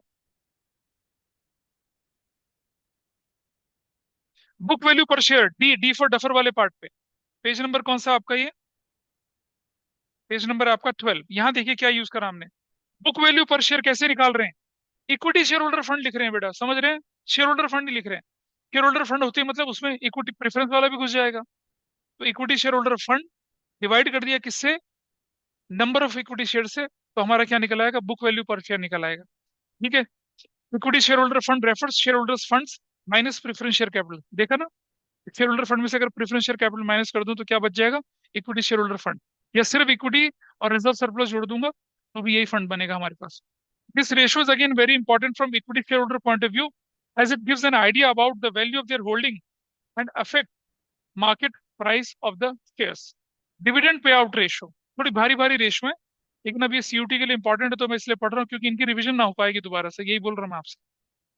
Formula dividend per share divided by earnings पर शेयर। डिविडेंड पर शेयर भी निकला था ऊपर, अर्निंग पर शेयर भी निकाला था। डिविडेंड पर शेयर में से अगर अर्निंग पर शेयर निकाल तो डिवाइड कर दूंगा, I will get this ratio. This refers proportion of earning that are distributed to the shareholder. It reflects company's dividend policy and growth in owner's equity. Regularity की बात ऊपर करी थी, growth की बात यहाँ कर रहे हैं। तो सेफ्टी तो खैर होती है, वो किसी रेशियो से जनरेट नहीं होती है। अरे ईपीएस अभी ऊपर फॉर्मूला पढ़ा तो था, ऊपर लिखा तो था फॉर्मूला अर्निंग पर शेयर का भाई। नहीं, डिविडेंड पर शेयर, अच्छा अब आई पी रेशो, ये भी बड़ी पॉपुलर रेशो है। कुछ लोगों को यादें ताजा हो रही होंगी अपने बचपन की, पी रेशो में जूझते रहते थे ये लोग। इसका फॉर्मूला क्या है? Market price per share divide कर रहे हैं इसको अर्निंग्स पर शेयर। देख रहे हैं फॉर्मूला? ये price earning ratio, P ratio क्या है? मार्केट शेयर का मार्केट प्राइस क्या चल रहा है और अर्निंग्स पर शेयर क्या चल रही है, उसके हिसाब से आप क्या करते हैं? इन्वेस्टमेंट का फैसला लेते हैं। ये ये रिलेशनशिप बताती है market value of share and earning per share. जितनी हाई अर्निंग रेशो होगी, future earning will increase, and low price share ratio indicate करता है कि भाई आप पेसिमिस्टिक हैं, ज्यादा आशावान नहीं है शेयर की परफॉर्मेंस से related. Price earning ratio widely use as a capitalisation factor in establishing market value of the company. Market capitalisation होता है ना, से भी एक फैक्टर की तरह इस्तेमाल करते हैं। तो ये वाला जो पार्ट था, और market price per share is equal to price to earning ratio into earning per share, ये भी एक पॉपुलर सा फॉर्मूला है। अगर आपको किसी शेयर की मार्केट प्राइस पर शेयर निकालनी है तो पी रेशो को अर्निंग्स पर शेयर से मल्टीप्लाई करेंगे, तो वही है। उसको इक्वेशन को बदल के लिख दिया और कुछ खास नहीं है। और पॉइंट टू रिमेंबर मैं पिछली क्लास में आपके साथ डिस्कस कर चुका था। अब ये जो मैंने एडिशनल रेशो बताई इनके प्रैक्टिस क्वेश्चन आपको एनसीईआरटी में दिखेंगे। तो मैं कोशिश करूंगा कि by the end of the day, ये तो खैर बंदी हो गया वैसे, घर जाकर जो रेशो एनालिसिस वाला लेटेस्ट वर्जन है पीडीएफ एनसीईआरटी का, वो आपको क्लास ग्रुप पे डाल दूंगा ताकि आप उसको देख लेंगे, है ना? क्योंकि आपके पास क्या है, अभी होल संडे है, then you have a whole Monday, and then whole Tuesday as well. भाई रात को 3-3 बजे तक सोते नहीं हो तुम लोग। मैं कभी भी अगर व्हाट्सएप को चेक कर रहा हूँ तो ऑनलाइन दिख रहे होते हैं बच्चे मुझे। हाँ, नींद चेक गई तो देख लिया एक बार। देखो बुजुर्ग आदमियों की नींद टूटती रहती है रात में, ऐसी मेरी टूट जाती। इसी की वजह से तो पत्नी लड़ाई करती है मेरे से, कहते हैं रात को उठ के फोन देखते हो, चैन नहीं पड़ो तुम्हें। आगे देखते हैं चलिए। आइए अब प्रैक्टिकल क्वेश्चन सॉल्व करते हैं इसके। सारी की सारी रेशोज हम लोगों ने क्या कर ली है, डिस्कस कर ली, देख ली। 3.88 निकाल लीजिए। इलस्ट्रेशन नंबर 137 है, इसी लेके चलना है पहले। ये है आपका return on investment and debt to equity ratio निकालनी है। पहले आप लोग करेंगे फिर मैं करके देखूंगा इसको। जो लोग 137 कर चुके हैं दे कैन मूव टू 138, 139, वो इस पे करेंगे। और जो 137 नहीं कर पाए वो मेरे साथ चलेंगे, ठीक है? देखें जरा। सो 137 इलस्ट्रेशन में पेज नंबर हमारे पास है 3.88। व्हाट इट सेज, आपको बोला कि आपको निकालना है क्या, रिटर्न ऑन इन्वेस्टमेंट्स, जिसका फॉर्मूला होता है नेट प्रॉफिट बिफोर, फॉर्मूला जरूर से लिखेंगे, इंटरेस्ट एंड टैक्स अपॉन में कैपिटल एम्प्लॉयड, कैपिटल एम्प्लॉयड। एक तो ये होता है। दूसरा फॉर्मूला आपके पास क्या बोला है, डेट टू इक्विटी रेशो। इसका फॉर्मूला आपके पास क्या है, डेट अपॉन में इक्विटी या share holders fund, share holder fund. ठीक है जी, दो चीज फॉर्मूला लिख लिया, इसी का आधा आधा नंबर मिल जाएगा आपको क्वेश्चन। इसको 100 से मल्टीप्लाई करना होता है, वो हम कर लेंगे आगे। अब आइए नोन से अननोन की तरफ चलते हैं। क्या मुझे इंटरेस्ट दिख रहा है यहाँ पर, इंटरेस्ट, इंटरेस्ट का करना क्या है मैंने वैसे भी, हाँ उसमें काम आएगा हमारे पास। इंटरेस्ट ऑन 10% डिबेंचर्स, कितना इंटरेस्ट ऑन 10% डिबेंचर देखिए, 5 लाख का कितना परसेंट बोले आपसे, 10%, विच इज 50,000। ये आपके पास है इंटरेस्ट। आपके पास है डेट, यानी कि परसेंट डिबेंचर्स, ये भी आपके पास है, which is what, 5 lakh.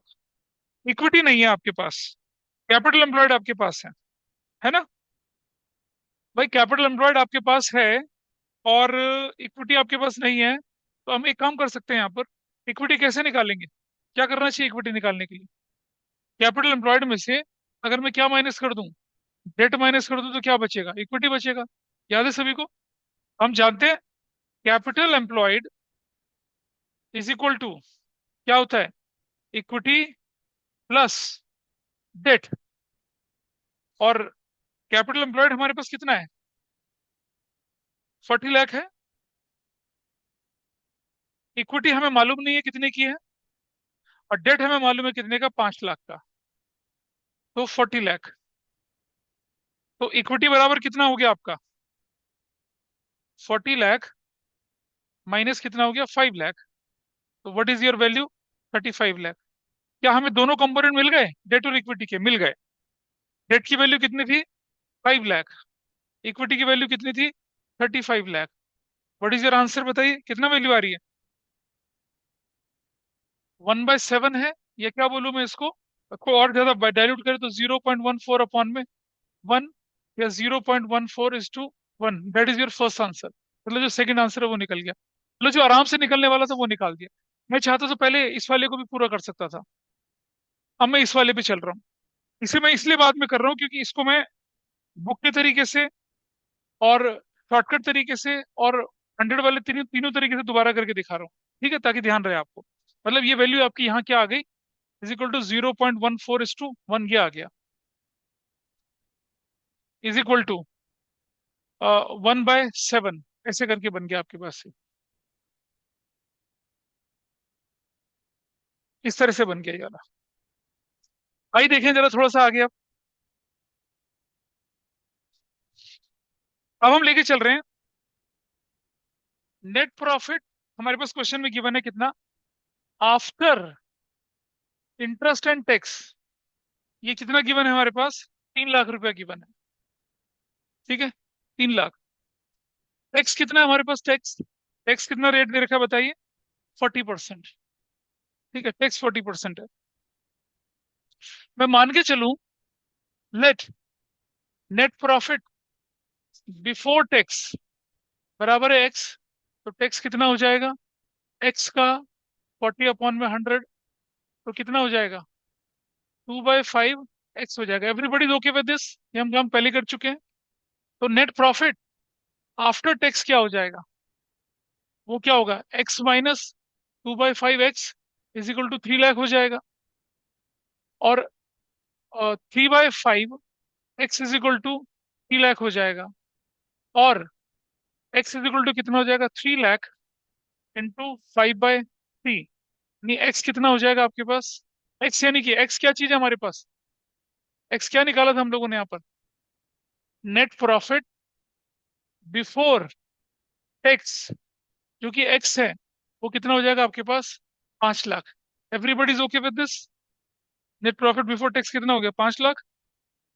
Plus कर लेंगे इस पे क्या? इंटरेस्ट। कितना? इंटरेस्ट निकाले थे हम लोगों ने, कितना निकाला था? 50,000। तो net profit before interest and tax is equal to कितना? 5,50,000। Will go here. Net profit before interest and tax 550।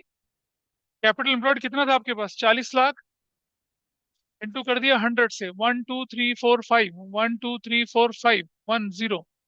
इसे काटिए, कितना आता है डाइल्यूट करके value? What value you will get here? 13.75%। ये हमने वैल्यू निकाल दी। ये एक तरीका हुआ क्वेश्चन करने का, नेट प्रॉफिट को निकालने का एक तरीका। ये हमने एक तरीके से निकाला। ये मैंने दूसरे तरीके से, ये क्वेश्चन के आने के 100% चांसेस होते हैं आपके होम एग्जाम में और बोर्ड एग्जाम में, ऐसे वाले क्वेश्चन के। कहीं ना कहीं दिखेगा आपको एक क्वेश्चन, होम एग्जाम में दिखेगा, डेफिनेटली दिखेगा आपको होम एग्जाम में ऐसा क्वेश्चन। ठीक है। Net profit after interest and tax हमारे पास गिवन है, मैंने मान लिया। अब देखिए एक और तरीका। Let net profit before tax बराबर है 100। तो टैक्स कितना हो जाएगा भाई? 40। टैक्स कितना हो जाएगा? 40 हो जाएगा। नेट प्रॉफिट बिफोर टैक्स कितना है आपके पास? 100 है, तो टैक्स कितना होगा? 40। नेट प्रॉफिट आफ्टर टैक्स कितना बनेगी वैल्यू? 60 बनेगी। So if net profit after tax is 60, then tax is equal to कितना था? 40। If net profit after tax is 1, then tax बराबर कितना है? 40/60। और if net profit after tax is कितना आपके पास दे रखा? 3 लाख। तो what will be your answer? 40/60 into 3 lakh. क्या? 65।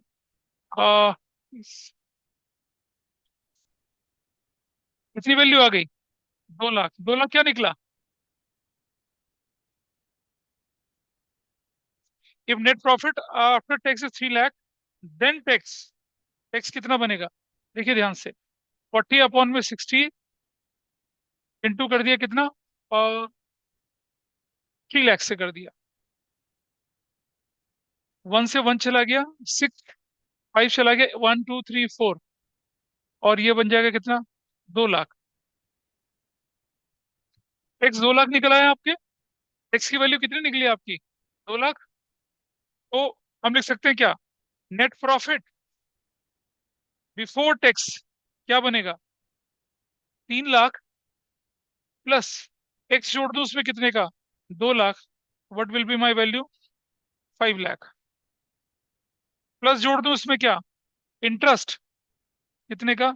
50,000 का। सो मेरे पास क्या आ जाएगा?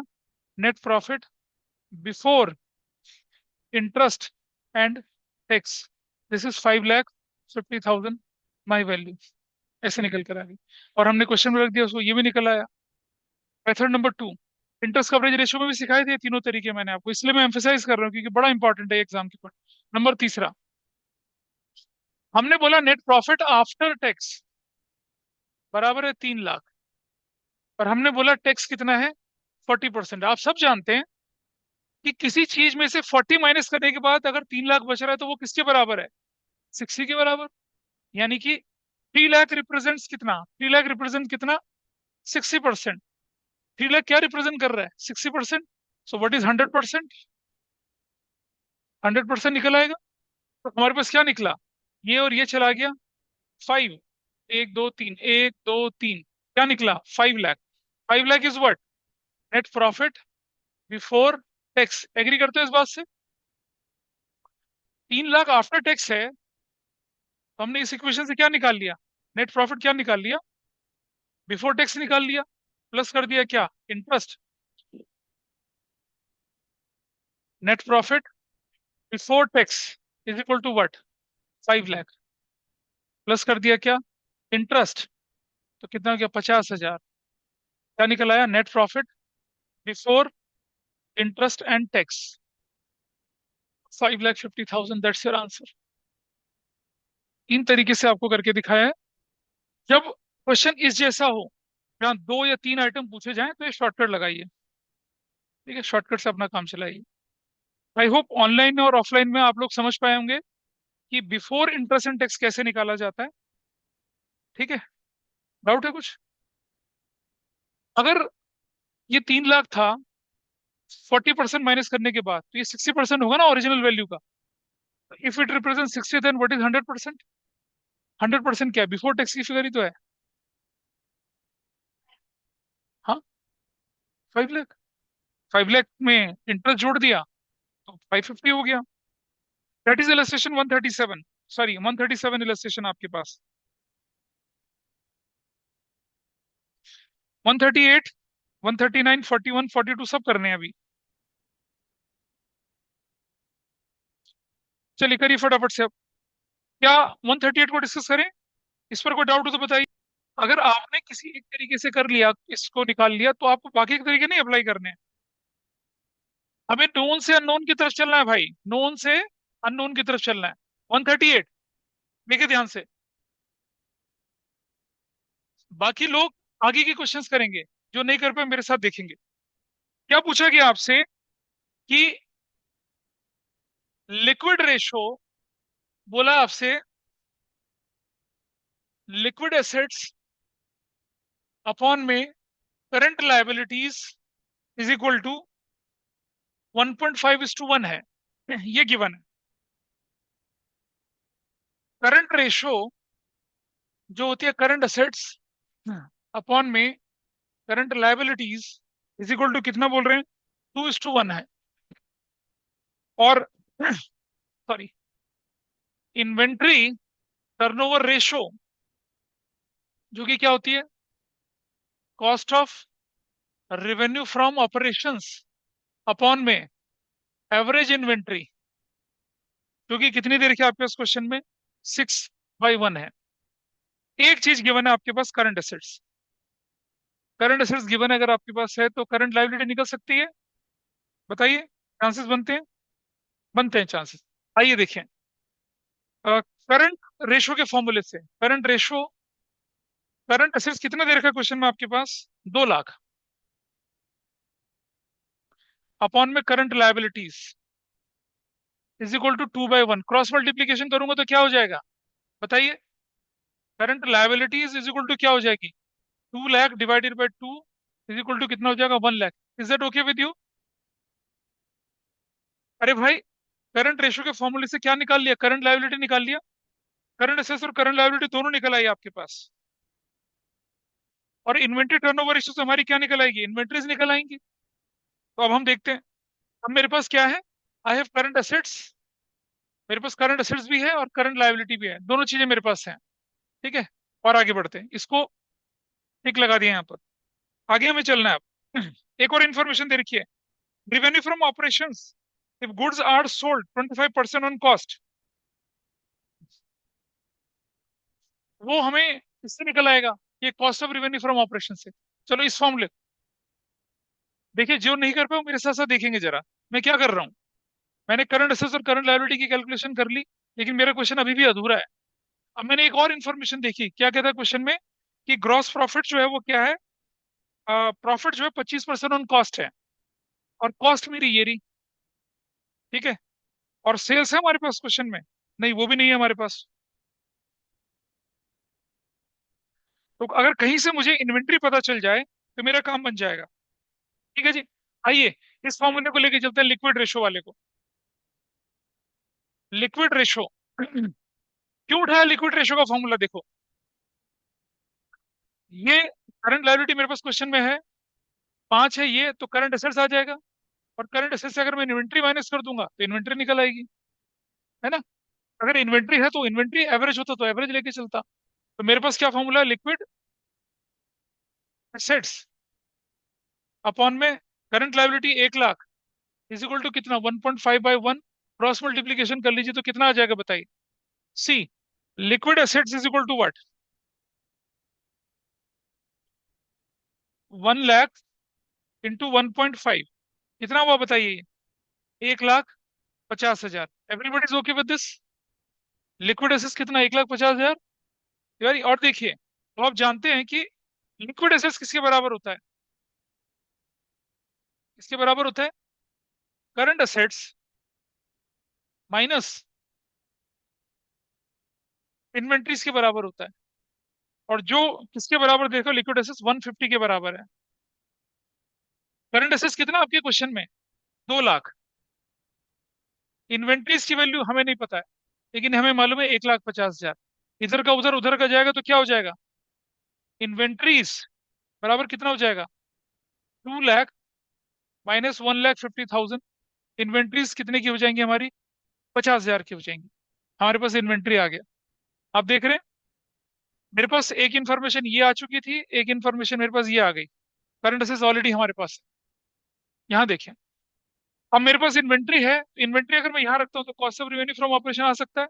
चलिए, इन्वेंट्री टर्नओवर रेशो वो किसके बराबर था?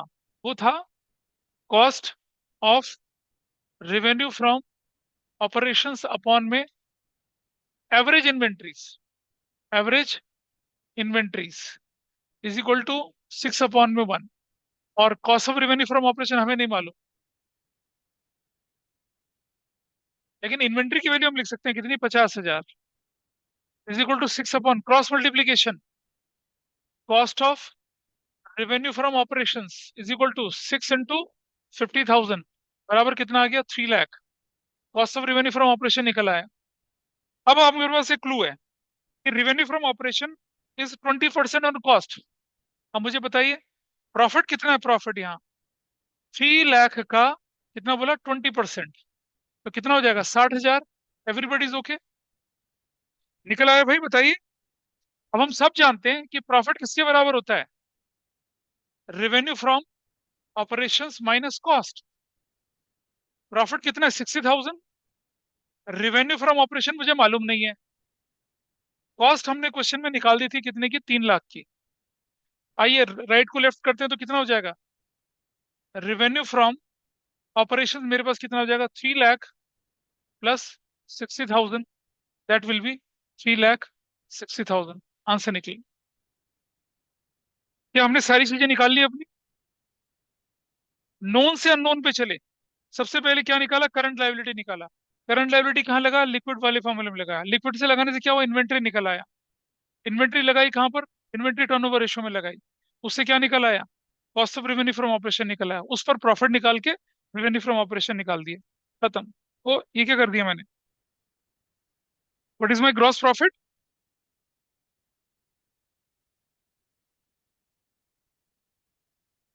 कितना परसेंट? 20% है? 15%? सॉरी 25% है। सॉरी गाइज, ये 25% है। तो दिस वैल्यू 75,000। वो मैंने गलती कर दी। आई राइट यहाँ 75,000।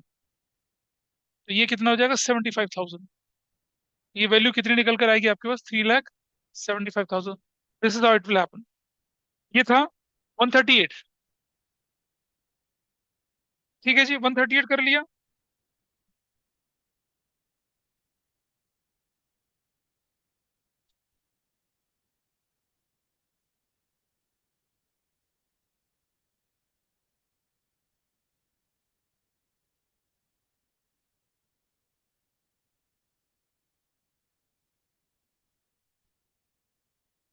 138। 139 पे चल पड़ी है अब। जल्दी से चलेंगे। कैसे नोन से अननोन की तरफ चलना वो देखिए। दो इंफॉर्मेशन है आपके पास। इलस्ट्रेशन 139, पेज नंबर है आपका 3.89। इन्हीं को कर लेके अच्छी खासी एक्सरसाइज होगी। देख रहे हैं ना, क्वेश्चन की इंटेंसिटी बढ़ रही है। आपको बोला आपको क्या क्या निकालना है। नंबर ए निकालना है आपको ग्रॉस प्रॉफिट रेशो, जिसका फॉर्मूला ग्रॉस प्रॉफिट अपॉन में net sales. Revenue from operation तो नहीं दे रखा ना? तो नीचे रिफो मत लिख रहे, रेवेन्यू फ्रॉम ऑपरेशंस इनटू 100। एक तो ये हो जाएगा। बी क्या बोला निकालने के लिए आपसे? नंबर 1। नंबर 2 आपसे बोला निकालने के लिए इन्वेंट्री टर्नओवर रेशो, जो कि बनता है cost of revenue from operations upon में एवरेज इन्वेंट्री। ये बनता है। नंबर 3 क्या बोला निकालने के लिए आपसे? वर्किंग कैपिटल टर्नओवर रेशो, जो बनता है क्या? रेवेन्यू फ्रॉम ऑपरेशंस अपॉन में वर्किंग कैपिटल। और चौथा आपको क्या बोल रहा है निकालने के लिए? वो डेट इक्विटी रेशो। मतलब वो क्वेश्चन ही अलग है। ये वन है, और दूसरे में आपसे क्या बोल रहा है निकालने के लिए? डेट। एक उसके लिए तो इन्फॉर्मेशन ही अलग है, उसको हम बाद में देखेंगे, पहले इसको देख लेते हैं। अब हम देखें इनमें से क्या क्या चीजें हमें सरलता से मिल सकती हैं। ट्रेड पेबल हमारे पास है, अदर करंट लायबिलिटी गिवन है, तो दोनों को मिला के हमारे पास करंट लायबिलिटीज आ जाएंगी। देख सकते हैं। टोटल डेट हमारे पास है, तो उसमें से, सॉरी ऊपर वाले पे चल रहा हूँ, सॉरी। रिवेन्यू फ्रॉम ऑपरेशन हमारे पास यहाँ पर है, ये रहा, ये वाला हमारे पास है। Cost of revenue from operation भी हमारे पास है। करंट लायबिलिटी में करंट एसेट्स भी गिवन है। फिर क्या गड़बड़ है भाई? फिर क्या दिक्कत है? चलो निकालते, वर्किंग कैपिटल निकालेंगे ना फिर। हाँ ठीक है, पहले एक ही कर लेते हैं। क्या मैं इससे रिलेटेड इन्फॉर्मेशन है मेरे पास? ग्रॉस प्रॉफिट, तो ये ग्रॉस प्रॉफिट है। तो चलिए, gross profit is equal to क्या हो गया? Revenue from operations minus cost of revenue from operations. बेटा बातें ना करें, मेरे साथ साथ देख लें, अगर नहीं हो पा रहा है तो। रिवेन्यू फ्रॉम ऑपरेशन कितना है आपके पास? 787,500। Cost of revenue from operation कितना आपके पास है? 395,600। What value you get here? कितना वैल्यू है? 3,91,900। बुक से देख के बता रहा हूं मैं तो। ग्रॉस प्रॉफिट निकल गया, तो क्या कर रहे हैं यहाँ पर अब? 391,900 divided by revenue from operation कितना है? 7,87,500 इंटू कर दूंगा 100। क्या निकल रही है वैल्यू? बुक से देख लिया आप लोगों ने, कोई दिक्कत नहीं है, ऐसा कर लिया। I can understand, I know, मुझे मालूम है कैलकुलेटर के बच्चे हो, कोरोना से बाहर निकले हुए। दूसरा part, cost of revenue from operation given है, गिवन है। एवरेज इन्वेंट्री गिवन है, कहाँ है गिवन? एवरेज इन्वेंट्री गिवन है, गिवन है। तो cost of revenue from operation कितना था आपके पास? 395,600। एवरेज इन्वेंट्री क्वेश्चन में गिवन है कितने की? 197,800। तो क्या वैल्यू निकल कर आई? 2 टाइम्स। ये भी हो गया। और देखिए, रिवेन्यू फ्रॉम ऑपरेशन गिवन है, वर्किंग कैपिटल गिवन है। वर्किंग कैपिटल निकालिए। Current assets minus current liabilities. Current assets की वैल्यू कितनी है आपके पास? ध्यान से देखिए, 3,03,99। करंट लायबिलिटी की वैल्यू कितनी है? 237। What is the value working capital? 162। आ जाइए। रिवेन्यू फ्रॉम ऑपरेशन कितना था आपके पास? 787,500 डिवाइडेड बाय कितना? 162। What value you got here? 2 point नहीं आ रही है, मैं देख रहा हूँ, रुक जाइए, पहले वैल्यू निकाल लेते हैं। 787,500 डिवाइडेड बाय 162, 4.86 है ना? 4.86 अपॉन में 1, यानी कि 4.86:1। ठीक है जी। अब कोई बात नहीं, गलत नहीं, रुक जाइए। इसी बुक का पीछे एक समरी दे रखी है उन्होंने, ठीक है? देख, फॉर्मूले की समरी देख ली, उसका फॉर्मूला क्या लिखा हुआ है बताइए?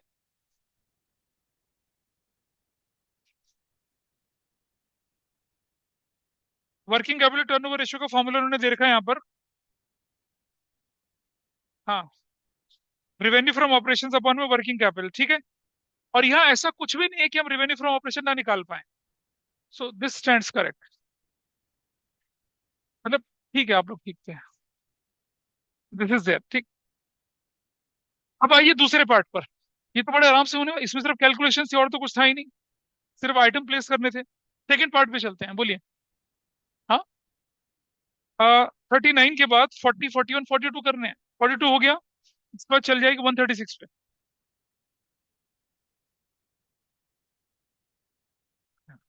139। का दूसरा पार्ट। चलिए दूसरे पार्ट पे चलें। इस पर कोई डाउट है बेटा किसी को? हो पाया? नकल मारना ही आसान था। नंबर 2, आएंगे क्वेश्चन, अभी करेंगे। सोना मत बस कोई। आपसे बोला डेट इक्विटी रेशो निकाल लीजिए। डेट इक्विटी रेशो निकालने के लिए हमें चाहिए डेट अपॉन में इक्विटी। आओ भाई ढूंढते हैं। डेट तो क्वेश्चन में गिवन ही है, टोटल डेट है 14 लाख के। अब अगर टोटल डेट 14 लाख है, उसमें से करंट लायबिलिटी माइनस कर दो, क्या निकल आएगा? लॉन्ग टर्म डेट निकल आएगा। तो हम लिखते हैं सिर्फ डेट बराबर क्या है? Total date minus current liabilities. Everybody is okay with this? Total date कितने के हमारे पास? 14 लाख के। माइनस, माइनस करते हैं, आ जाइए। ट्रेड पेबल कितने के? 150 के। माइनस अदर करंट लायबिलिटी कितनी है? 12.5% ऑफ करंट असेट्स। बताइए करंट असेट्स कितनी है आपके क्वेश्चन में? दे रखी है नहीं दे रखी है? नहीं दे रखी।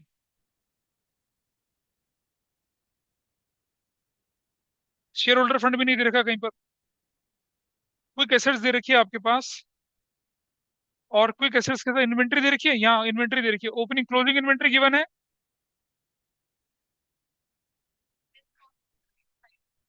और सुनो, नीचे लिखा है ना, हाँ क्लोजिंग इन्वेंट्री इज 25%। इससे हम काम निकाल सकते हैं अपना। हम अटक गए ना एक जगह पे आके। भाई मेरे पास करंट लायबिलिटी, मेरे पास क्या है? Current liability, debt. तो अ, हमारे हमें अदर करंट लायबिलिटी चाहिए थी, जिसके लिए हमें करंट एसेट्स चाहिए था। करंट एसेट्स कैलकुलेट करने के लिए हमें क्या चाहिए था? क्विक एसेट्स अगर हमारे पास है, क्विक एसेट्स में अगर मैं प्रीपेड एक्सपेंस जोड़ दूं और क्लोजिंग इन्वेंट्री जोड़ दूं, प्लीज अंडरस्टैंड, मैंने बोला था साल के लिए इन्वेंट्री क्लोजिंग लेनी है, एवरेज लेके नहीं चलना है यहाँ पर। तो उसके लिए मुझे क्या चाहिए? अब करंट एसेट्स चाहिए। तो यहाँ हमारे पास क्लू क्या है? Closing inventory is 25% more than opening inventory. आइए जरा इधर चलते हैं थोड़ा सा। क्या कर रहा हूं मैं लिख रहा हूं लेट ओपनिंग इन्वेंट्री बराबर है एक्स। तो क्लोजिंग इन्वेंट्री क्या हो जाएगी मेरी? नहीं, ओपनिंग इन्वेंट्री तो दे ही रखी है यार। Closing inventory is 25% more than, तो क्लोजिंग इन्वेंट्री कितनी हो गई? ओपनिंग इन्वेंट्री कितनी है? 1,60,000 प्लस 160 का कितना? 2,500। समझ में आई बात? क्लोजिंग इन्वेंट्री क्या है? ओपनिंग इन्वेंट्री का कितना ज्यादा? 25% मोर देन बोला है ना? याद है? Remember that. अगर एक्स है तो मोर देन क्या होता है? x+2x, जो भी बनना था। अगर ये ओपनिंग है, उसका 25% ज्यादा, तो कितना बन गया ये? 160 प्लस कितना हो गया ये? बताइए क्या वैल्यू निकली? 4, 40,000। तो कितनी वैल्यू आ गई? 2 लाख। क्लोजिंग इन्वेंट्री मेरे पास कितने की आ गई है? 2 लाख की आ गई है। अब आप जानते हैं कि क्विक एसेट्स किसके बराबर होता है? Current assets minus inventory minus prepaid expenses. तो क्विक एसेट्स की वैल्यू क्वेश्चन में गिवन है। बोलिए, क्विक एसेट्स की वैल्यू गिवन है नहीं गिवन है? बताइए क्वेश्चन के अंदर। 40,000। अदर क्विक एसेट्स है, बाकी हमें पता नहीं। Cash, cash and cash equivalent तो नहीं दे रखा क्वेश्चन में? नहीं दे रखा। तो आई राइट 40,000। करंट एसेट्स की वैल्यू हमें नहीं मालूम। इन्वेंट्री की वैल्यू अपने 2 लाख लिख दी। प्रीपेड एक्सपेंसेस कितने के हैं? 10,000 के। चलिए इसको टोटल कर लीजिए, कितना आ जाएगा? 2 लाख प्लस 10,000 प्लस 40,000 बराबर है करंट एसेट्स। तो करंट एसेट्स की वैल्यू कितनी आ गई? 2,50,000। Everybody okay this? ठीक है करंट एसेट्स की वैल्यू। उससे पूछना क्या पूछ रहा है?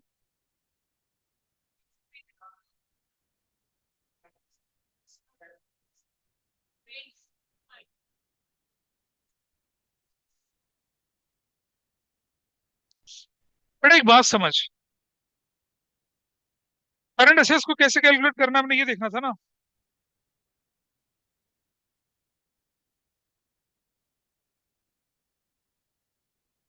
हमारे पास क्विक एसेट्स है, प्रीपेड है और इन्वेंट्री है। तीनों को जोड़ देंगे तो करंट एसेट्स बन जाएगा, है ना? ट्रेड रिसीवेबल दे रखा, उसका कोई यूज है? ट्रेड रिसीवेबल का कोई यूज दिख रहा है यहाँ पर? नहीं दिख रहा कोई यूज। कहाँ यूज है? करंट एसेट्स की वैल्यू क्या निकली पहले ये बताइए आप।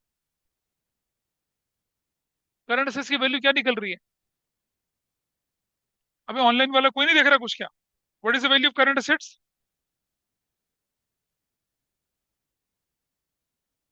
करंट एसेट्स की वैल्यू हमारे पास आ रही है 4 लाख। अच्छा सुनो, अब आप एक चीज देखिए जरा, यहाँ देखिएगा।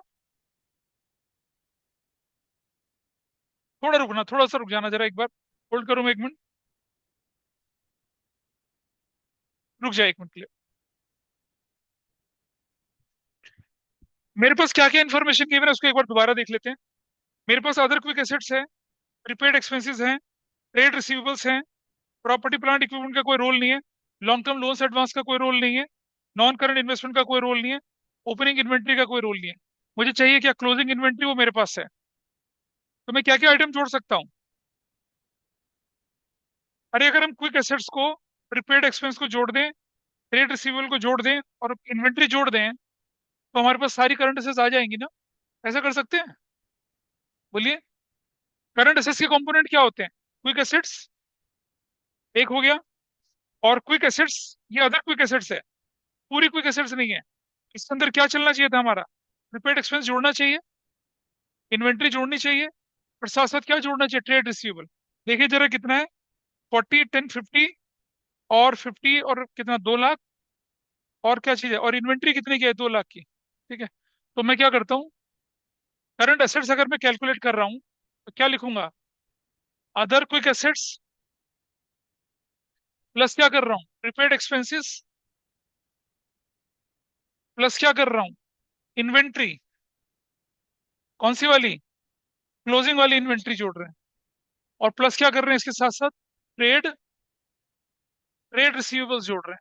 ट्रेड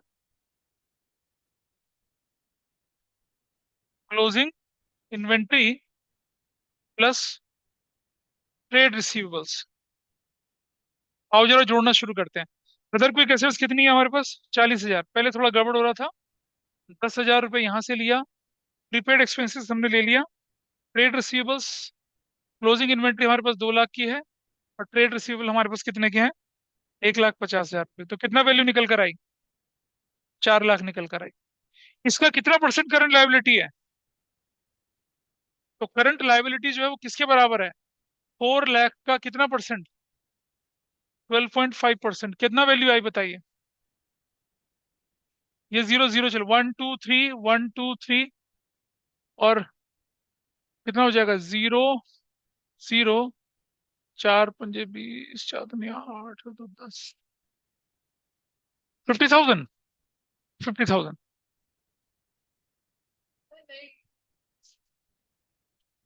क्या बात कर रही हो? अरे रुक जाए ना, ये ना, रुक जा। ये अदर करंट लायबिलिटी है, अदर। अदर करंट लायबिलिटी लिखने का मतलब पूरी करंट लायबिलिटी नहीं है। कितना निकला है? दिस पार्ट इज करेक्ट और नॉट 50,000। चलिए, अब हम लिखते हैं क्या? करंट लायबिलिटीज बराबर क्या है? अदर करंट लायबिलिटीज प्लस, कौन सा आपके पास गिवन है? Trade payables. चलिए, अदर करंट लायबिलिटी कितने की है? 50,000 की है। ट्रेड पेबल कितने का आपके पास क्वेश्चन में? 1,50,000 का। What is the final value? 2 lakh. अब आप देखिए, डेट में से अगर मैंने क्या माइनस कर दिया? Current liability. कितनी है करंट लायबिलिटी हमारे पास? 2 lakh. What value I got here? 12 lakh. 12 lakh क्या निकला है हमारे पास? डेट निकल आया। ठीक है जी, करेक्ट है। अब आप सब जानते हैं कि अगर टोटल एसेट्स में से मैं माइनस कर दूं क्या? टोटल डेट, तो बचेगा क्या? Share holder fund. एग्री करते हो इस बात से? तो जरा देखिए, टोटल एसेट्स भाई किसके बराबर होगी? Non current assets. ध्यान से देखना जरा, non current assets plus current assets. Agree करते हो इस बात से? नॉन करंट एसेट्स के अंदर क्या क्या जुड़ने वाला है मेरा, बताइए? प्रॉपर्टी प्लांट एंड इक्विपमेंट, ये जुड़ेगा, plus long term loans and advances जुड़ेंगे, प्लस नॉन करंट इन्वेस्टमेंट जुड़ेंगे, प्लस और करंट एसेट्स की वैल्यू कितनी है हमारे क्वेश्चन में? करंट एसेट्स की वैल्यू बताइए, अभी निकाली थी। हाँ, 4 लाख, ये जुड़ेगा। ये टोटल एसेट्स हो जाता है। टोटल एसेट्स फाइनल बताइए कितना कितना आएगा? Property plant equipment is 15 lakh. Current assets की वैल्यू, उसके बाद long term loans and advances 80,000 का। उसके बाद नॉन करंट इन्वेस्टमेंट्स 20,000 का, और प्लस 4 लाख और कर दिया। तो टोटल कितना हो गया? 15, 19 और एक 20 लाख। अब आप जानते हैं कि total assets is equal to किसके बराबर होता है? Equity plus total debt. याद है? Total date. टोटल एसेट्स कितने की है हमारे पास? 20 लाख की। इक्विटी कितना हमें नहीं मालूम, लेकिन हमें मालूम है टोटल डेट, जो कि क्वेश्चन में कितने के दे रखे हैं? 14 लाख के। तो कैन आई कैलकुलेट इक्विटी? यहाँ बताइए, इक्विटी कितने की आई? 20 - 14 कितने की आई? 6 लाख की। तो इक्विटी भी आ गया, डेट भी आ गया। डेट की वैल्यू कितनी थी? 14 लाख। इक्विटी कितने की आई आपके पास? 6 लाख की। What is your answer?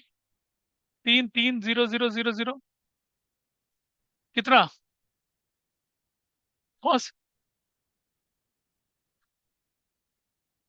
Date की वैल्यू कितनी है हमारे पास? 12 लाख। इक्विटी कितने की है? 6 lakh. What is your answer? 2 times. इससे बन गया 130। क्या हो? 2 टाइम्स।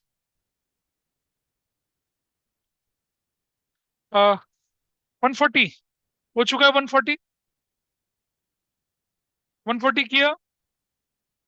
2019 कंपार्टमेंट में आया हुआ क्वेश्चन है। 136 कर लिया। रुक जाइए, हाँ मैं बता रहा हूँ, रुक जाइए। 140 142 करने के बाद आइए जरा वापस चलते हैं।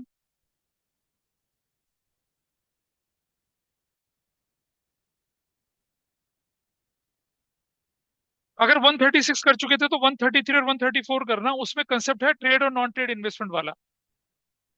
अगर आप लोग 142 तक के क्वेश्चन कर चुके हो तो आपको 133 और 134 करना है। और जो नहीं कर चुके 140 मेरे साथ करेंगे। 140 में डाउट आ रहा है किसी का? क्या ऑनलाइन ऑफलाइन में आप 140 कर पाए? Doctor Malik,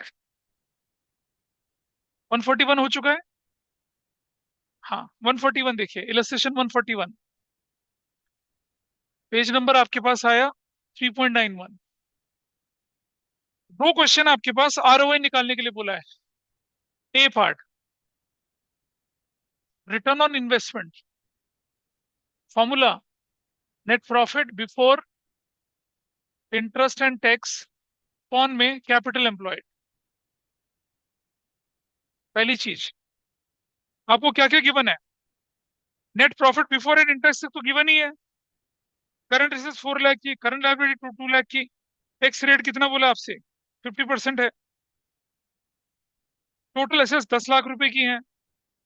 long term debt 4 lakh रुपए के हैं। अब मुझे बताइए, अगर टोटल डेट में से मैं क्या माइनस कर दूं?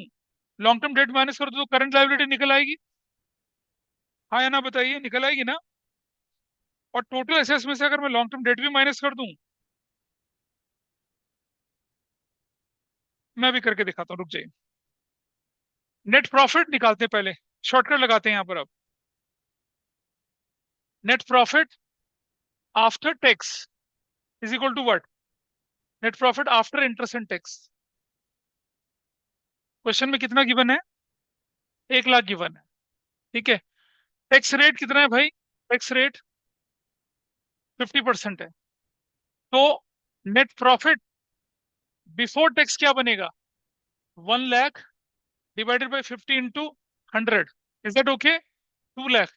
क्या बात क्लियर है? शॉर्टकट लगा दिया यहाँ पर। ये वैल्यू रिप्रेजेंट करती है 50%, तो 100% कितना होगा? वो बिफोर टैक्स है। Plus interest. इंटरेस्ट कितना है आपका? 10%। Interest on long term debt कितना है? 4 लाख का 10%, जो वैल्यू कितनी है? 40,000। Net profit before interest and tax में निकाल गया 240। इस पर कोई डाउट किसी का? शॉर्टकट लगा के कर सकते हैं, कोई बड़ी परेशानी, क्योंकि हमारे पास इंफॉर्मेशन उस फॉर्म में। अब आपसे बोला गया क्या? अब हमें कैपिटल एम्प्लॉयड निकालना है। कैपिटल एम्प्लॉयड की सारी परमुटेशन कॉम्बिनेशन याद करिए जरा, क्या क्या थी हमारे पास, और इसको हम इजीली कर सकते हैं यहाँ पर। अगर मैं अगर मैं टोटल एसेट्स में वर्किंग कैपिटल जोड़ दूं, याद है एक फॉर्मूला कैपिटल एम्प्लॉयड का, याद करो। हमने बोला आपसे assets is equal to equity या share holders fund plus non current assets plus current assets, ये और ये क्या था, non current assets plus current assets. अब अगर देखें, ये दोनों मिला के किसके बराबर होता है मेरे पास, टोटल एसेट्स के बराबर होता है ना। टोटल एसेट्स में से अगर मैं क्या माइनस कर दूं, करंट एसेट्स माइनस कर दूं, तो क्या निकल आएगा मेरे पास, कैपिटल एम्प्लॉयड निकल आएगा। अब देखो क्या इन्फॉर्मेशन है, करंट एसेट्स गिवन है और टोटल एसेट्स भी गिवन है। बोलिए भाई ये चीज क्या है, टोटल एसेट्स, ये टोटल एसेट्स है। जहां गड़बड़ हो जाए अकाउंटिंग इक्वेशन खींच लीजिए। और ये टोटल एसेट्स में से अगर मैं सिर्फ इसको माइनस कर दूं, तो मेरे पास ये बचेगी ना फिगर, यही तो मेरा कैपिटल एम्प्लॉयड है। आया ना, जो लोग नहीं कर पाए थे वो सुन लीजिए। This is my total assets, इसमें से मैं सिर्फ करंट एसेट्स माइनस करूंगा तो मेरे पास क्या आ जाएगा, कैपिटल एम्प्लॉयड आ जाएगा। तो कैसे निकाल रहा हूँ कैपिटल एम्प्लॉयड में अब, लंबा चौड़ा फॉर्मूला देखना ही नहीं है। टोटल एसेट्स माइनस, क्या कर दिया, सॉरी ये करंट लायबिलिटी है, ये करंट लायबिलिटी है, total assets minus current liability. Total assets कितना है आपके पास, 10 लाख। करंट लायबिलिटी कितनी है आपके पास, 2 लाख। तो कितना आ गया आपके पास, 8 लाख। क्या गड़बड़ है बताइए। So what is your answer here, capital employed है आपके पास 10 लाख की, इंटू 100 भी होना है ये। ऊपर net profit before interest and tax कितना है, 240 इंटू 100, 1 2 3 4 5 6, 1 2 3 4 5 6, कितना वैल्यू आ गई।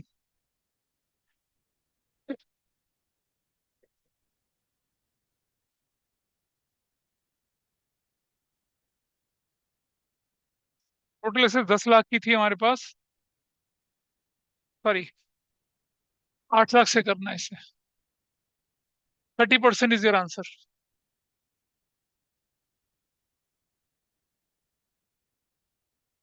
कौन सा पार्ट पूरा हुआ ये, ए part.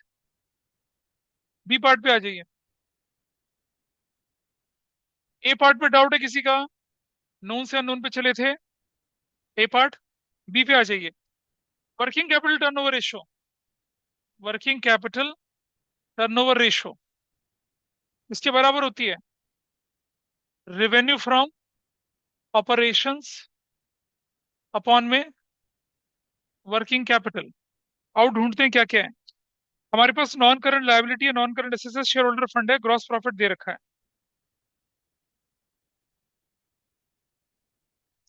Revenue from gross profit का रेट जो है वो 25% है, और किसका है, 25% रेवेन्यू फ्रॉम ऑपरेशन का। तो देखें ग्रॉस प्रॉफिट किसका है, रेवेन्यू फ्रॉम ऑपरेशंस का 25/100, जो कि किसके बराबर गिवन है, 4 लाख गिवन है। Is that okay with everybody, ये वाली value. So revenue from operations, revenue from operations is equal to 4 lakh into 100/25, तो कितना हो जाएगा, 16 लाख हो जाएगा। Is that okay. ये जो तुमने पूछा था ना उस समय रेट वाला, वो ऐसे निकला, रेवेन्यू फ्रॉम ऑपरेशन 25% जीपी है तो निकाल दिया, ये निकल गया हमारे पास। क्या निकला हमारे पास ये, 5 लाख है, सॉरी 5 लाख। 5 लाख होगा तो क्या निकलेगी वैल्यू, तो 20 लाख हो जाएगा फिर 20 लाख हो गया ना। तो क्या निकल गया हमारे, हमारा हमारा रेवेन्यू फ्रॉम ऑपरेशन एक आइटम निकल गया। दूसरा आइटम देखिए अब, अब रह गया हमारे पास क्या निकालने के लिए, वर्किंग कैपिटल। वर्किंग कैपिटल के लिए हमें चाहिए क्या, करंट एसेट्स और current liability. Non current assets given है हमारे पास, शेयर होल्डर फंड गिवन है हमारे पास, नॉन करंट लायबिलिटी गिवन है।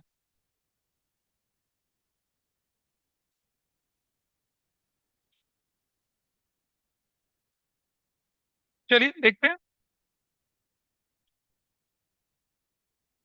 अब आप देख रहे हैं क्वेश्चन में ना कोई क्लू दिख नहीं रहा हमें। देखिए हमारे पास नॉन करंट लायबिलिटी, हमारे पास नॉन करंट एसेट्स है। जब भी कोई क्लू ना दिखे, यहाँ चले आइए इधर। अब यहाँ देखिए आप, अगर मैं यहाँ देखूँ तो मेरे पास नॉन करंट एसेट्स है यहाँ पर, करंट एसेट्स गायब है। शेयर होल्डर फंड हमारे पास है यहाँ पर, नॉन करंट लायबिलिटी हमारे पास है यहाँ पर। यानी कि अगर मैं total assets, share holder fund और ये मिला दूंगा तो क्या बनता है, कैपिटल एम्प्लॉयड बनता है ना, कैपिटल एम्प्लॉयड। और टोटल एसेट्स में से अगर मैं करंट लायबिलिटी माइनस कर दूं तो वो भी कैपिटल एम्प्लॉयड के बराबर है। तो हम इक्वेट कर सकते हैं। यानी कि capital employed is equal to किसके बराबर है, कैपिटल एम्प्लॉयड किसके बराबर है, share holder fund 25 lakh plus non current liability 8 lakh के बराबर। तो share holder fund is what, 33 lakh. आप जानते हैं, और आप जानते हैं कि कैपिटल एम्प्लॉयड इसके बराबर होता है, total assets minus current liability के बराबर भी होता है ना। तो अगर मैं टोटल एसेट्स की वैल्यू कितनी है हमारे पास, है गिवन क्वेश्चन में, बोलिए। फिक्स एसेट्स माइनस प्रोविजन या डेप्रिसिएशन, तो उसे माइनस करना है। हाँ करना है। टोटल एसेट्स का मतलब है ग्रॉस एसेट्स है वो। हाँ उसमें से बेटा ग्रॉस टोटल से नेट पे जाने के लिए कुछ माइनस करना पड़ेगा, वो डेप्रिसिएशन होगा ना। वो नेट, ओ क्या बोल रहे हैं, वो नेट एसेट्स होती है, कैपिटल एम्प्लॉयड होती है वो। नेट फिक्स एसेट्स और नेट एसेट्स दोनों अलग अलग चीजें हैं।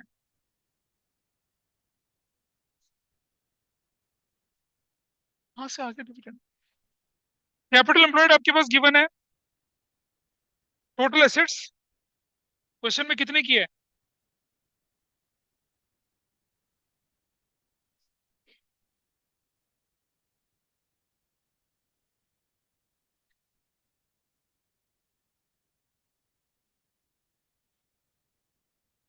Total assets minus,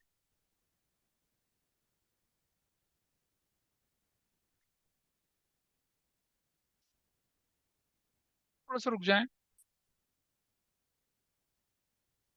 non current assets, ये नॉन करंट एसेट्स है।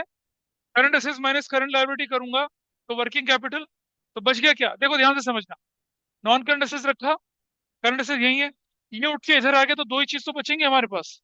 तो non current assets plus working capital is equal to share holder fund plus non current liability. Non current assets की वैल्यू कितनी है आपके पास है क्वेश्चन में,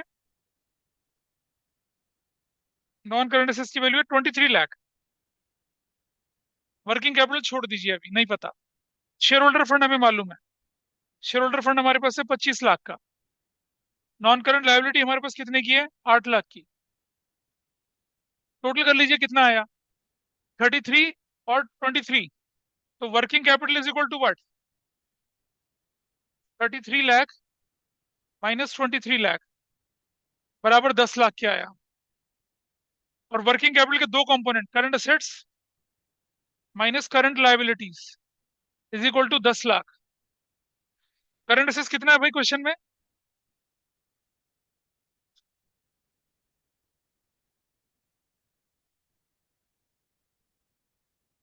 और फिर अटक गए। नहीं नहीं करना तो है ही है।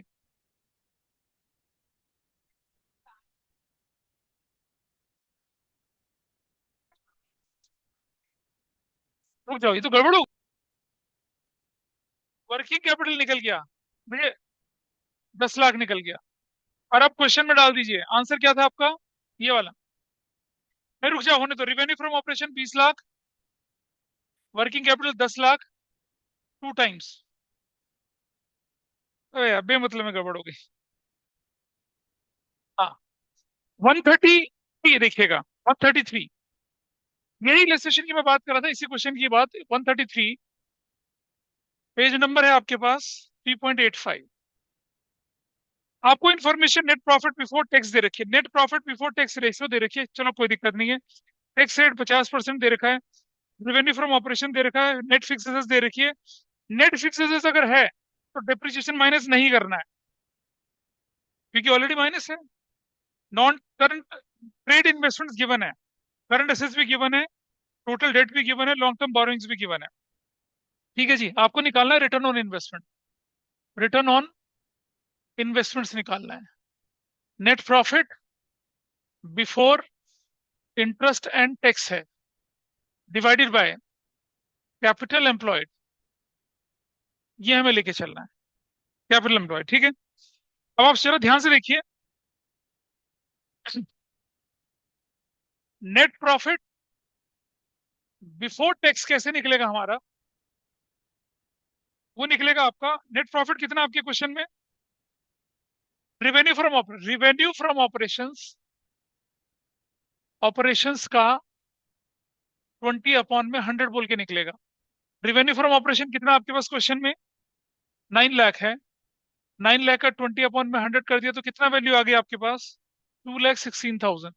ये क्या है? नेट प्रॉफिट बिफोर टैक्स है। और नेट प्रॉफिट बिफोर टैक्स अगर है तो हम इसमें क्या कर देंगे? टैक्सेस के अंदर ऑलरेडी इंक्लूड है, हमें क्या जोड़ना है? सिर्फ इंटरेस्ट जोड़ना है।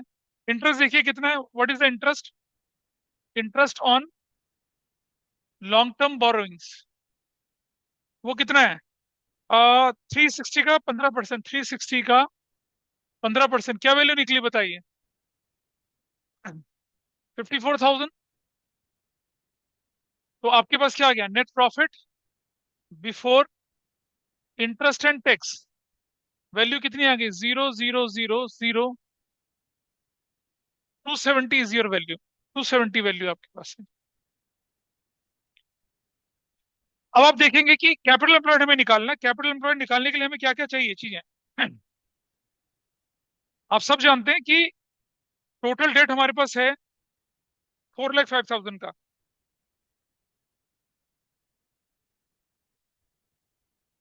चलो देखें जरा, कैपिटल एम्प्लॉयड कैसे निकालते थे? टोटल एसेट्स में से क्या माइनस करते हैं? अगर हम लोग करंट लायबिलिटी माइनस करते हैं वैसे ही कर सकते हैं। आप देखिए यहाँ पर हमारे पास क्या दे रखा है? टोटल डेट, जो कि किसके बराबर है? 15% debenture, 15% long term borrowing, plus और तो कुछ है ही नहीं, प्लस करंट लायबिलिटी, यही तो कर सकता हूं मैं। टोटल डेट की वैल्यू कितनी गिवन है? 4,05,000। 15% लॉन्ग टर्म डेट की वैल्यू कितनी है? 360। तो करंट लायबिलिटी की वैल्यू क्या निकाल पाएंगे हम लोग? What is current liability? 360। Current liability कितनी होगी आपके पास? 4,05,000, 360, क्या वैल्यू निकल कर आई? 45,000 निकला है। और हम जानते हैं कि कैपिटल एम्प्लॉयड किसके बराबर होता है? किसके बराबर होता है? Total assets minus current liability के बराबर। अब हम देखें कि टोटल एसेट्स में क्या क्या चीजें जोड़ेंगे हम लोग। टोटल एसेट्स गिवन है आपके पास, देखिए क्या क्या जोड़ना आपने। नेट फिक्स एसेट्स कितने की जोड़ेंगे? 450 की, plus non current trade investment कितने का जोड़ेंगे? 45,000 का, प्लस करंट एसेट्स कितने की जोड़ेंगे आप लोग? 90,000 की, माइनस करंट लायबिलिटी कितने की क्वेश्चन के अंदर गिवन है? करंट लायबिलिटी हमने निकाली थी ना अभी, 45,000 की। So what is your answer? ये टोटल करिए कितना आता है? This value is what? 450। कितना है ये आंसर? ये वैल्यू कितनी है? अरे यार 450, 90 कर दिया, कितना आ गया? 540, 585, माइनस कर दिया 45। Your answer is what? 540। Value निकल आई। तो हमारे पास निकल आया कैपिटल एम्प्लॉयड इज 540, और रेवेन्यू फ्रॉम ऑपरेशन कितना निकला था? 270, इंटू कर दिया 100, क्या वैल्यू निकली आपके पास? What is your answer? हाँ, 50%। इसमें कोई इतना पंगा नहीं था। अगले वाले क्वेश्चन को देखिए आप, वहां पर आपके पास क्या गिवन है? ले लीजिए। ट्रेड इन यार मैं नॉन ट्रेड इन्वेस्टमेंट वाला क्वेश्चन ढूंढ रहा हूँ अभी, मुझे वो दिख नहीं रहा कहीं। दिख रहा है आपको? ये भी ट्रेड इन्वेस्टमेंट है।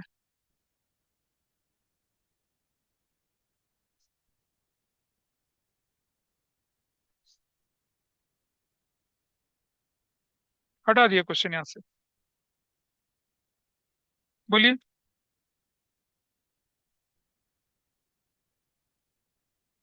हाँ हाँ। फाउंडिंग क्वेश्चन का फॉर्मूला यहाँ देखो। Total assets is equal to share holders fund plus plus total liabilities external वाली, दो हिस्सों में बांट दिया।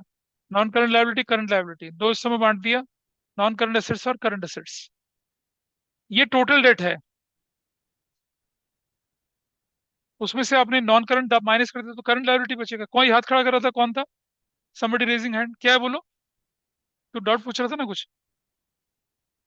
जाऊं? दामाद में आके क्या? सब जाएंगे, तुम भी जाना। हमें खाना थोड़ी खिलाना तुम्हें। आइए। 134 में जो चीज मैं ढूंढ रहा था वो मुझे मिल नहीं रही। मैं दे रहा हूँ आपको, रुक जाइए एक चीज। क्या क्वेश्चन में नॉन ट्रेड इन्वेस्टमेंट दिख रहा है कहीं पर आप लोगों को, किसी क्वेश्चन में? होता था लेकिन मुझे दिख नहीं रहा है यहाँ पर। वैसे इलस्ट्रेशन में होना चाहिए था लेकिन इलस्ट्रेशन से गायब कर दिया उन्होंने। सिलेबस में तो वैसे ही नहीं है, लेकिन क्वेश्चन आ जाता था बीच में। हाँ। नहीं है। चलो कोई बात नहीं फिर। 134 तो इजी क्वेश्चन है, मैं इसको लेके नहीं चल रहा अभी। 160 क्वेश्चन देखते हैं।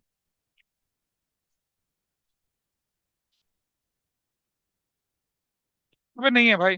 नॉन करंट ट्रेड इन्वेस्टमेंट है, वैसी क्वेश्चन है ये।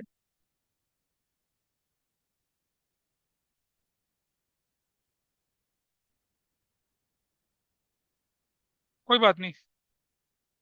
चलिए एक और करिए जरा। 133 जो था ना, 132 वाला, 133, 134, ये आप कोई दिक्कत नहीं, 134 कर सकते हैं। नॉन ट्रेड इन्वेस्टमेंट वाला कंसेप्ट इसमें तो है नहीं, इसलिए मैं लेके नहीं चल रहा।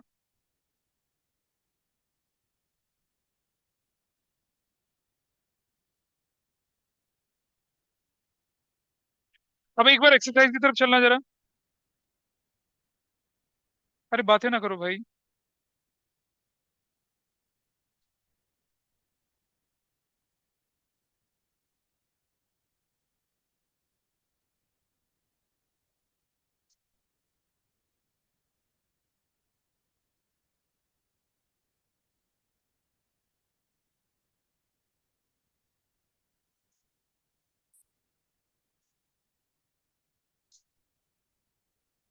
क्वेश्चन नंबर 153 करना जरा एक्सरसाइज का। Question number 153, 53, page number 3.112, 3.122, question number 152। ये करिए फटाफट से। हाँ 152 क्वेश्चन। इनफैक्ट 153 करना।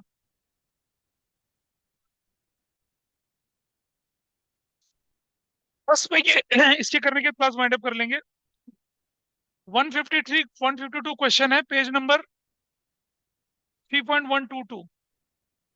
आपसे बोला ऑपरेटिंग प्रॉफिट रेशियो निकालनी है। Operating profit ratio, operating profit upon में रेवेन्यू फ्रॉम ऑपरेशंस इनटू 100।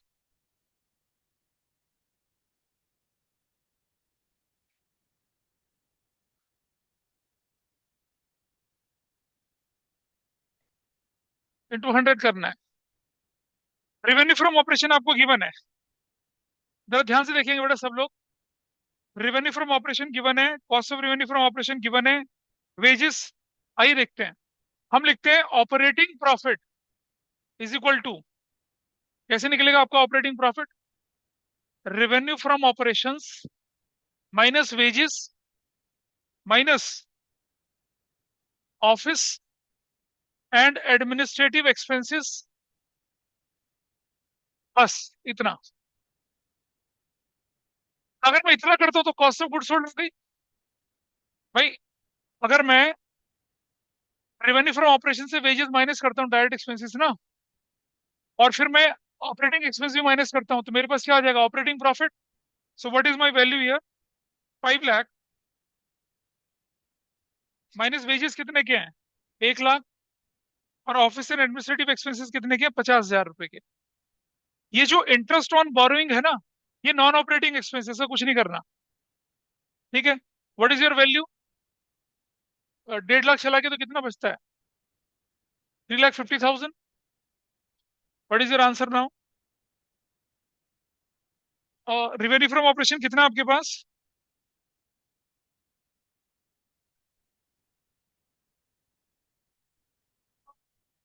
हाँ रुक जा, देख जरा, ध्यान से देखना। Gross profit is equal to क्या होता है, revenue from operations minus cost of revenue from operations. Revenue from operation आपके पास आया 5 लाख का, cost of revenue from operation आपके पास आया 2 लाख का, वैल्यू आ गई 3 लाख। ऑपरेटिंग प्रॉफिट जो है वो क्या होता है, gross profit minus office and administrative expenses. Gross profit आपके पास 3 लाख आया था, ऑफिस एंड एडमिनिस्ट्रेटिव एक्सपेंसेस कितने के आपके पास, 50,000 आए, तो वैल्यू कितनी आ गई, 2,50,000 ऑपरेटिंग प्रॉफिट। ऑपरेटिंग प्रॉफिट 2,50,000 का, रेवेन्यू फ्रॉम ऑपरेशन कितने का भाई, 5 लाख का, इंटू 100 कर दिया, क्या वैल्यू आ गई, हाँ 50%। तो एक और तरीका देखिए करने का, एक और तरीका, और दूसरा तरीका देखिए, एक और तरीका।